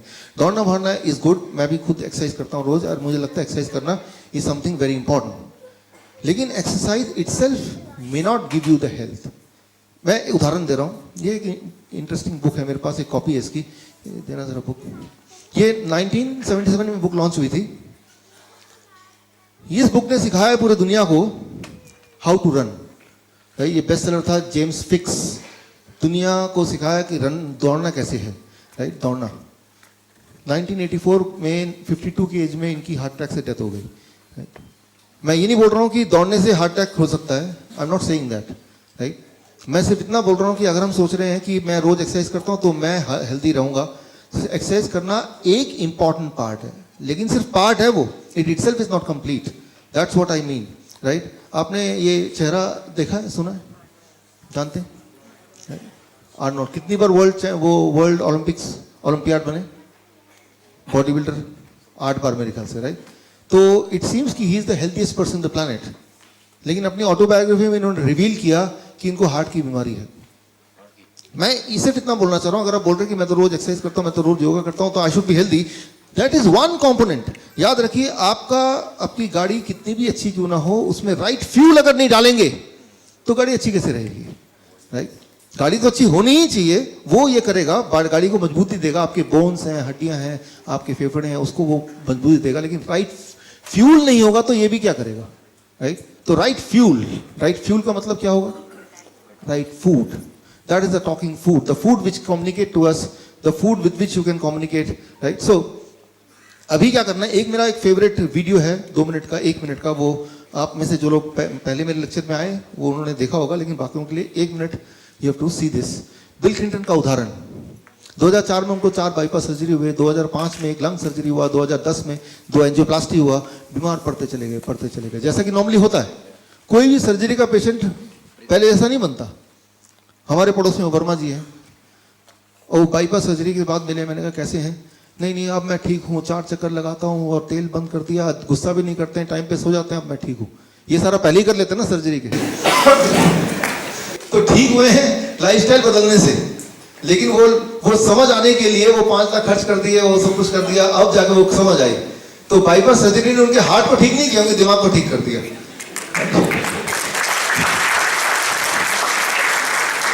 यही सारी बातें पहले बोला कि भाई आप थोड़ा चक्कर लगाओ, थोड़ा गुस्सा कम करो, ठीक टाइम पे सो जाओ, ठीक से खाना खाओ, राइट। सो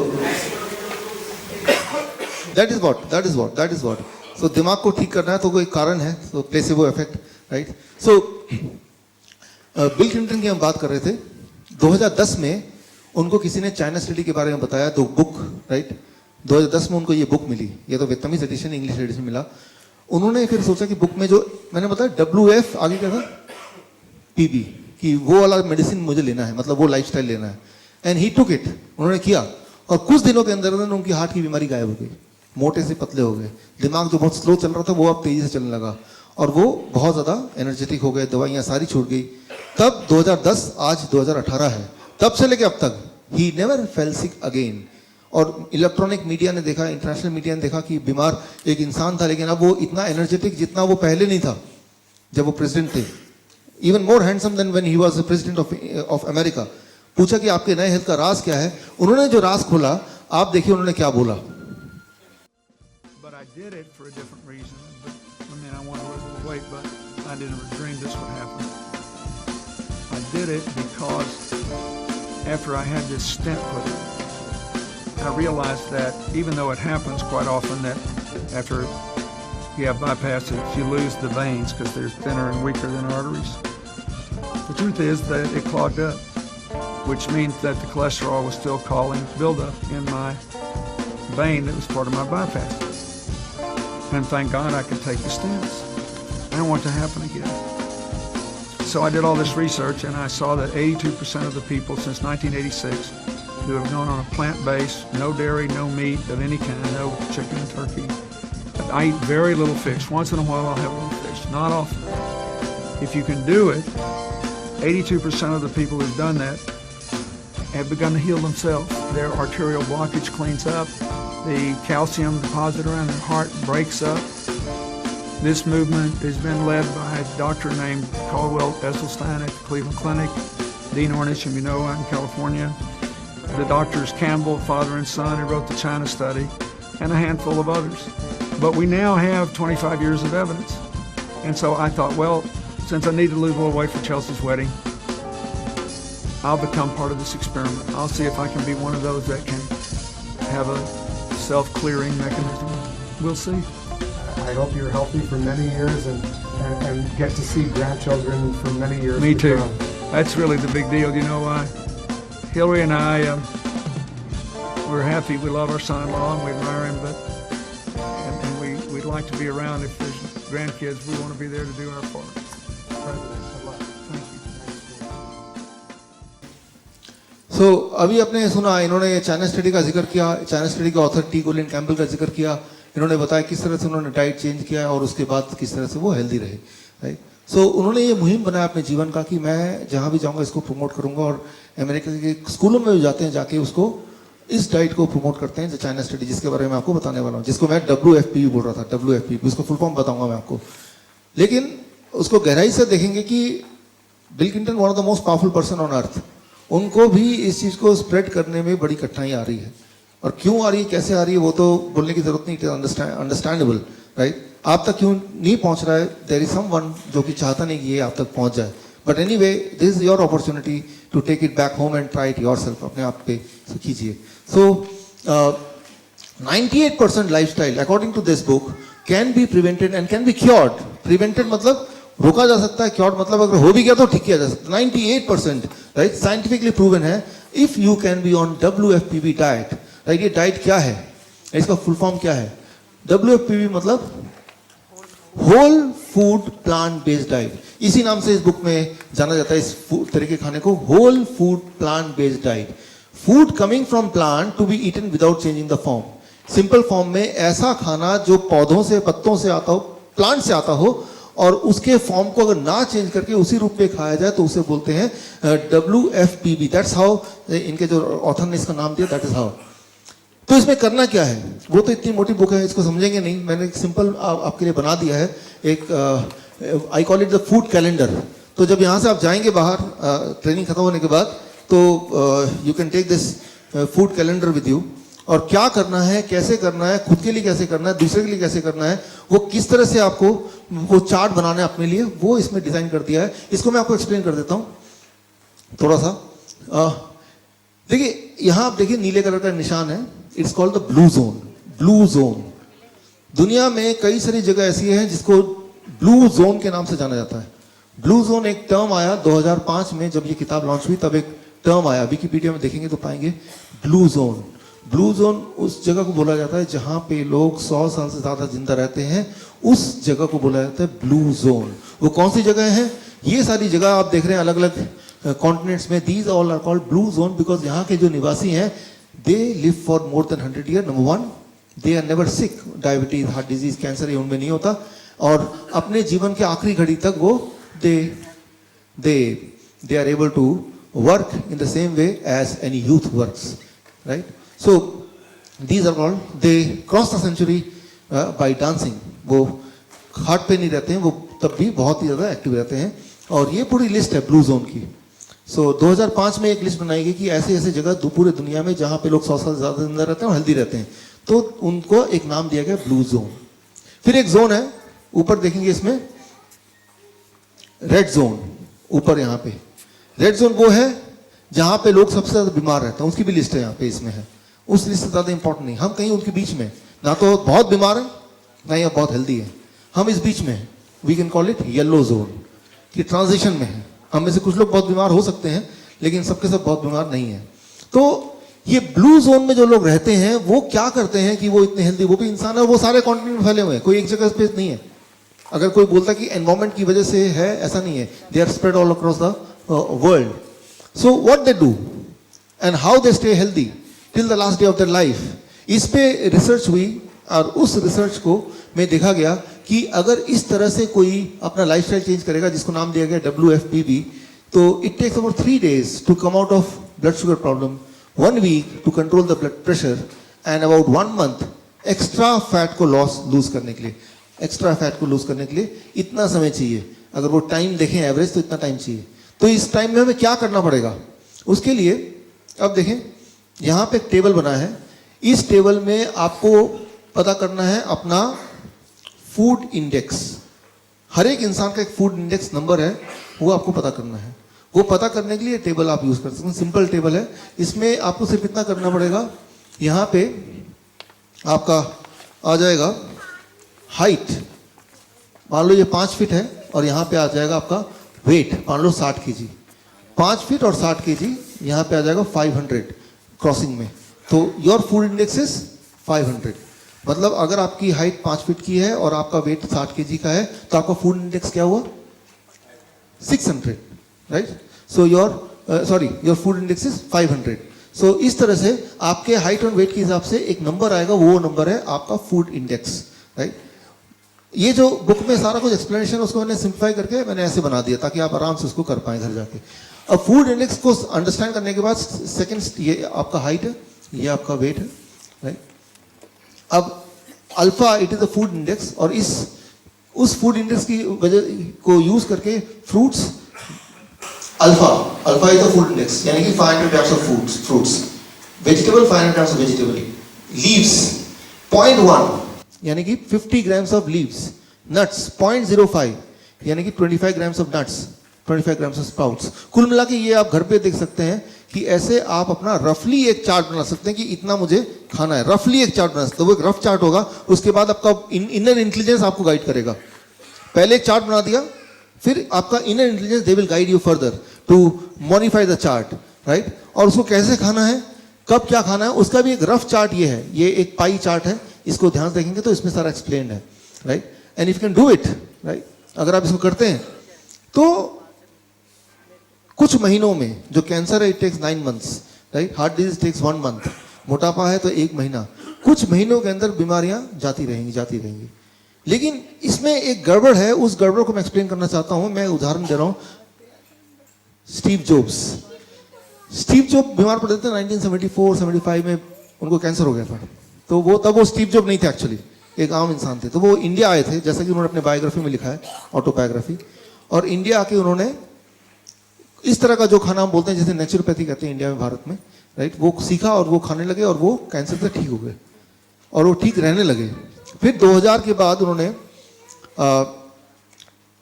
जब उनकी पत्नी ने पूछा कि भाई आप इस तरह से खाना क्यों खाते हो, कच्ची खाना खाते हो, कच्ची सब्जी, तो मजाक में उन्होंने रिवील कर दिया कि भाई मुझे तो कैंसर था और मैं ऐसे खाता हूँ। वो जो कैंसर वर्ड सुना, उसकी बीवी ने और उनके दोस्तों ने पकड़ के उनको डॉक्टर के पास भेज दिया हॉस्पिटल में। ये तो कैंसर, और ये क्या कर रहे हैं, तो सारी खतरनाक चीज खा रहे, राइट? तो that I call yellow zone transition. आप देखते हैं ना, येलो जोन का क्या होता है, गाड़ी जब आप ट्रैफिक लाइट में होते हैं, येलो वाला टाइम होता है, उसमें क्या होता है, आप जा नहीं सकते, लेकिन तब हार्ट बीट कम होती, ज्यादा होती है, राइट? तो जाना है, तैयारी कर रहे हैं, बट जा नहीं सकते अभी। तो मैंने देखा जो diabetes educator they will relate to it, कि जैसे ही आप इस डाइट पे आते हैं, जो पेशेंट आता है तो वो येलो जोन में आता है, तब आसपास वाले जो है इन्फ्लुएंस करते हैं, अरे ये क्या कर रहे हो, राइट? आप जाके करेंगे तो बोलेंगे आपके घर वाले जो है, आप तो वो हेल्थ की ट्रेनिंग में गए, आप अपना हेल्थ ठीक करना, आप तो दिमाग खराब करके आ गए, राइट? ये क्या कर रहे हो, व्हाट इज दिस? आपने दूध पीने छोड़ दिया इसके हिसाब से, राइट? डेयरी प्रोडक्ट छोड़ दिया, ये दवाई भी छोड़ दी। So this called yellow zone, मतलब वो डर वाला टाइम। उस टाइम में आपका बिहेवियर क्या होगा, आपका बिहेवियर एक्सपेक्टेडली क्या होगा, वो ये होगा कि पास्ट में मैं क्या करता था। तो क्या करेंगे आप, छोड़ छाड़ के ब्रेन बोलेगा यार तुम चुपचाप उसी रास्ते पे चलो जैसे चलते आए हो, तो रिजल्ट भी वही वाला आने वाला है जो आया करता था, that you know well, right? If you don't do new action you can not get the new result, right? फिर कुछ दिन बाद मिलते हैं, डॉक्टर साहब मैंने आपका वो सेमिनार अटेंड किया था, मैं तो अभी भी वैसे ही हूँ, लेकिन एक्शन थोड़ा चेंज, वैसे सेमिनार तो अटेंड किया था आपने, right? So you have to change your action also, you have to bold enough. मैं आपको एक उदाहरण से समझाता हूँ इस चीज को। देखिए मान लीजिए ये एक वुडन लॉग है, लकड़ी का टुकड़ा है, चलना है, 2 फीट चौड़ाई है, 10 फीट लंबाई है, इसके ऊपर चलना है, चल पाएंगे आप? ऑफ कोर्स चल पाएंगे। लेकिन इसमें 2 स्टूल के बीच में रख दूं, क्या आप तब भी चल पाएंगे? आप बोलेंगे हाँ चल लेंगे भाई। अगर मैं 2 बिल्डिंग के बीच में रख दूं सेम चीज को, स्किल वही है, करना वही है, कोई नई चीज करने नहीं बोला, लेकिन अब आपका जो पास्ट का एक्सपीरियंस है वो इन्फ्लुएंस करेगा। पता नहीं क्या होगा, गिर गया तो क्या होगा, हड्डियां टूटेंगी, कितने टुकड़े हो जाएंगे मेरे, मैं मर जाऊंगा, मेरे तो बच्चे भी हैं, हजारों चीज, that is called the past experience, you are influenced by the past experience. तो आप बोलेंगे शायद नहीं चल पाएंगे, है ना? अच्छा मैं एक और सिचुएशन देता हूं कि आपकी आंखों में पट्टी है, एक हेलीकॉप्टर आपको उठाता है, पूरे शहर का चक्कर लगा के आपको वहां पे ड्रॉप कर देता, आपको ये नहीं बताया जाता कि आपको जमीन पे है कि हवा में, आपको बस एक आवाज सुनाई देती पीछे से, सब ठीक है आगे बढ़ो, चल पाएंगे? और जब आधे तक पहुंचे फिर बोला अपनी पट्टी उठा लो। अब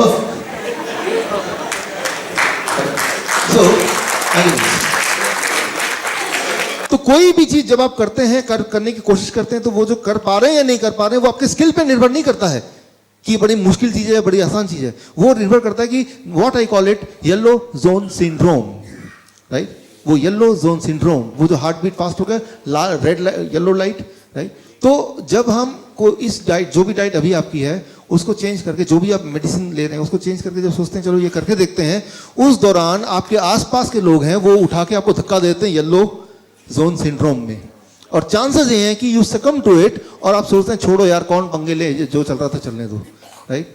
तो आपको बस उस येलो जोन को पार करना है, येलो जोन सिंड्रोम। इसीलिए हमारे पूरे भारत में करीब 750-800 diabetes educator, we call them diabetes educator, और अब भी काफी सारे आप में से हैं, एक बार फिर हाथ को उठ खड़ा, या थैंक यू। तो उस वक्त येलो जोन से आप भागे ना, इसलिए मेरी तरह ऐसे बहुत सारे डायबिटीज एजुकेटर हैं जो अपने अपने प्रोफेशन में हैं, बहुत अच्छा काम कर रहे हैं, लेकिन खुद येलो जोन को क्रॉस करके वो इस जोन में आए हैं, ब्लू जोन में, अब चाहते हैं कि बाकी लोग भी आए, राइट? सो वो येलो जोन में से आप वापस, अगर रीडिंग किस दिन देख लिया ब्लड प्रेशर का 140 141/91 हो गया, तो घबरा के दवा लेना शुरू करेंगे कि नहीं? That is yellow zone syndrome. तो बस वहीं पे आपको स्ट्रांग रहना है। मैंने आपको क्लियरली साइंस समझा दिया कि दवा लेंगे तो नंबर घट जाएगा, लेकिन आपका इरादा नंबर घटाने का है या हेल्थ को बढ़ाने का? दोनों एक चीज नहीं है। अक्सर आपने सुना होगा हॉस्पिटल जाइए, कान में वो पेशेंट, वो नर्स डॉक्टर बोल, डॉक्टर साहब वो पेशेंट तो मर गया, लेकिन अच्छी बात यह है कि ब्लड प्रेशर अभी भी, ब्लड शुगर अभी भी नॉर्मल है। तो पेशेंट के रिश्तेदार आए, सारे लोग बैठे बहुत दुखी हैं, नर्स उनको पहली बार बता रही है, बहुत दुख के साथ बोलना पड़ रहा है आपका पेशेंट की डेथ हो गई, लेकिन खुशी की बात है कि ब्लड शुगर बिल्कुल नॉर्मल है। तो आपको खुश होना चाहिए ना, क्योंकि आपका मेन मकसद तो ब्लड शुगर को नॉर्मल करने आया था कि आपको हेल्थ को वापस लेने आया था। अगर तो आप चाहते हैं कि हेल्थ को वापस लें तो वो दवा के रास्ते से नहीं है, that you understand very clearly. अगर वो होता तो जो लोग सबसे ज्यादा दवाई ले रहे हैं वो सबसे ज्यादा हेल्थी होने चाहिए थे ना, right? So what I mean to say, वो येलो जोन सिंड्रोम, उससे आपको बाहर निकलना है, क्योंकि जब आप इस तरह के डाइट में रहेंगे, जो इसमें दिया हुआ है, इसमें क्लियरली मेंशन है क्या करना है, कैसे करना है, तो जब इस तरह के डाइट में रहेंगे तो थोड़े बहुत विड्रॉल सिम्टम, राइट, कि अलग चीज कर रहे हैं तो ब्रेन रिमाइंड करेगा, लोग रिमाइंड करेंगे भाई क्या कर रहे हो, क्या कर रहे हो, क्या कर रहे हो, उसको बाईपास करना है, लगे रहना है थोड़े दिन के लिए। मैं सालों साल नहीं बोल रहा, 15 दिन के लिए, 15 डेज अगर आप स्टिक करके आए तो वो येलो जोन सिंड्रोम से बाहर निकल गए। Now you're blue zone syndrome, you're in a comfort zone, अपने कंफर्ट जोन में आएंगे।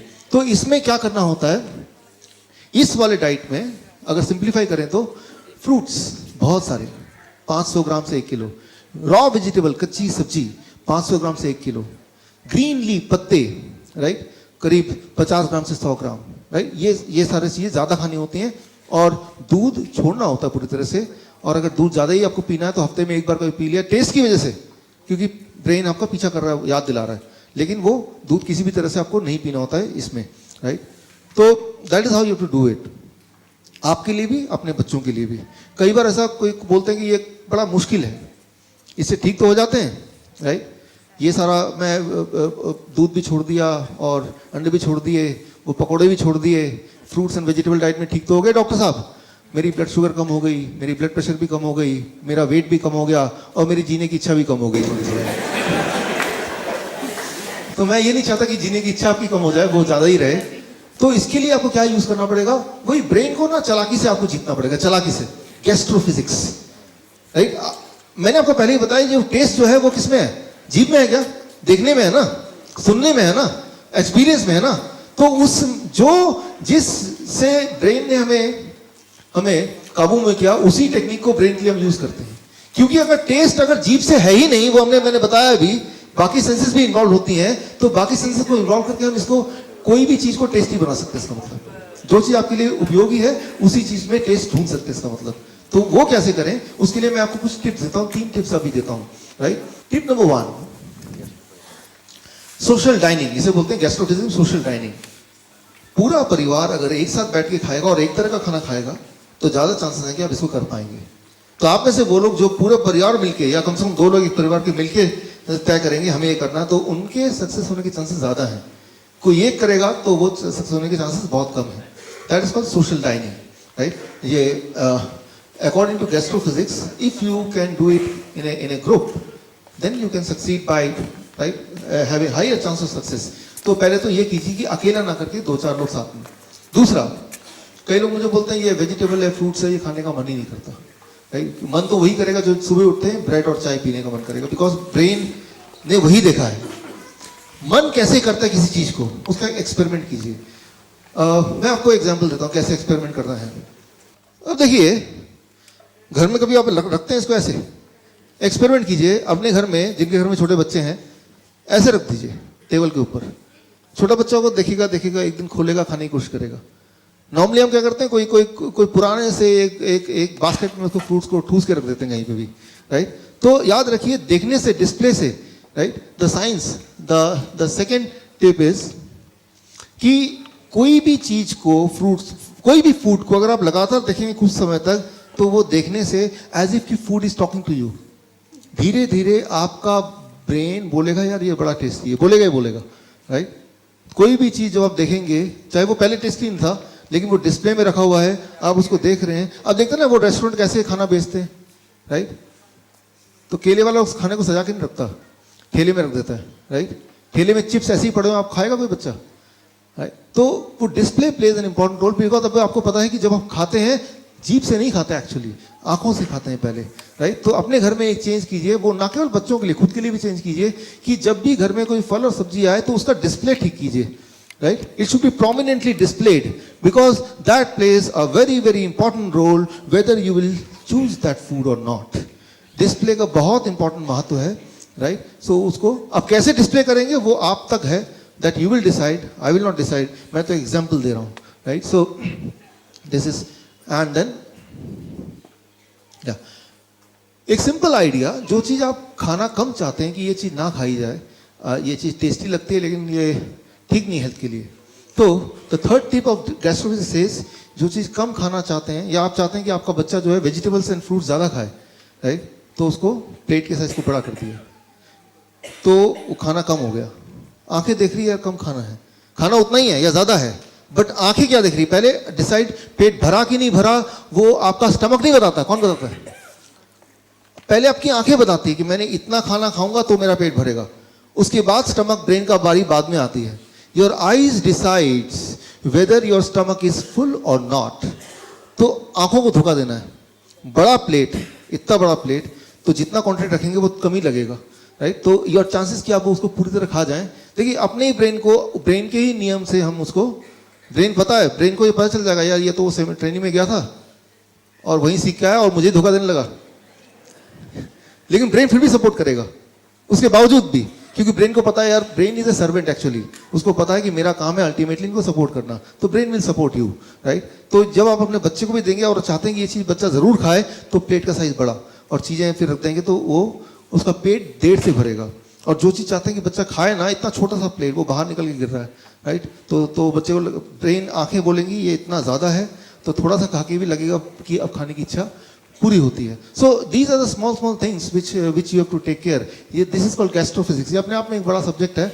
जो डायबिटीज एजुकेटर्स हैं तो CME कार्ड जो मिलेगा उसमें आपको पूरा इलोबरेट जो चाहिए पूरा आपको उसके अंदर मिल जाएगा, या फिर कभी दोबारा कभी ट्रेनिंग का मौका मिलेगा तो एक बार सिर्फ हम इस सब्जेक्ट पे ही, science of choosing the food, right, how we choose. आज मैंने आपको आइडिया दिया, when we choose the food it the taste doesn't matter. When we choose the food, many other things matters, which has nothing to do with the taste itself. तो size तब test matter नहीं करता, कई सारे ऐसी चीज़ matter करती हैं जो हमने कभी सीरियसली लिया भी नहीं, जैसे कलर मैटर करता है, हालांकि we can not eat the colour, right. जैसे साइज मैटर करता है, जैसे उसकी आवाज़ मैटर करती है, जो हमने कभी देखा नहीं, राइट, लेकिन वो मैटर करती है और वो अच्छी तरह से मैटर करती है, right. So when you decide the food, तो फूड कौन सा टेस्टी है कौन सा टेस्टी नहीं है, वो फूड इटसेल्फ की रिस्पॉन्सिबिलिटी नहीं है। आपका ब्रेन वैसे ट्यून्ड है, और अगर वो ब्रेन की ही बात है तो वो तो आप चेंज कर ही सकते हैं। इट इज़ वेरी फ्लेक्सिबल, तभी ब्रेन को बोलते हैं brain is elastic, it is not plastic. Plastic वो होता है जो बदल नहीं सकता, इलास्टिक वो होता है जो चेंज हो सकता है। So be elastic. Thank you friends, thank you, thank you, thank you. So आपने ध्यान से सुना और मुझे बोलने का मौका दिया, दोबारा भी मौका देंगे, मैं ऐसा उम्मीद करता हूँ। All the best.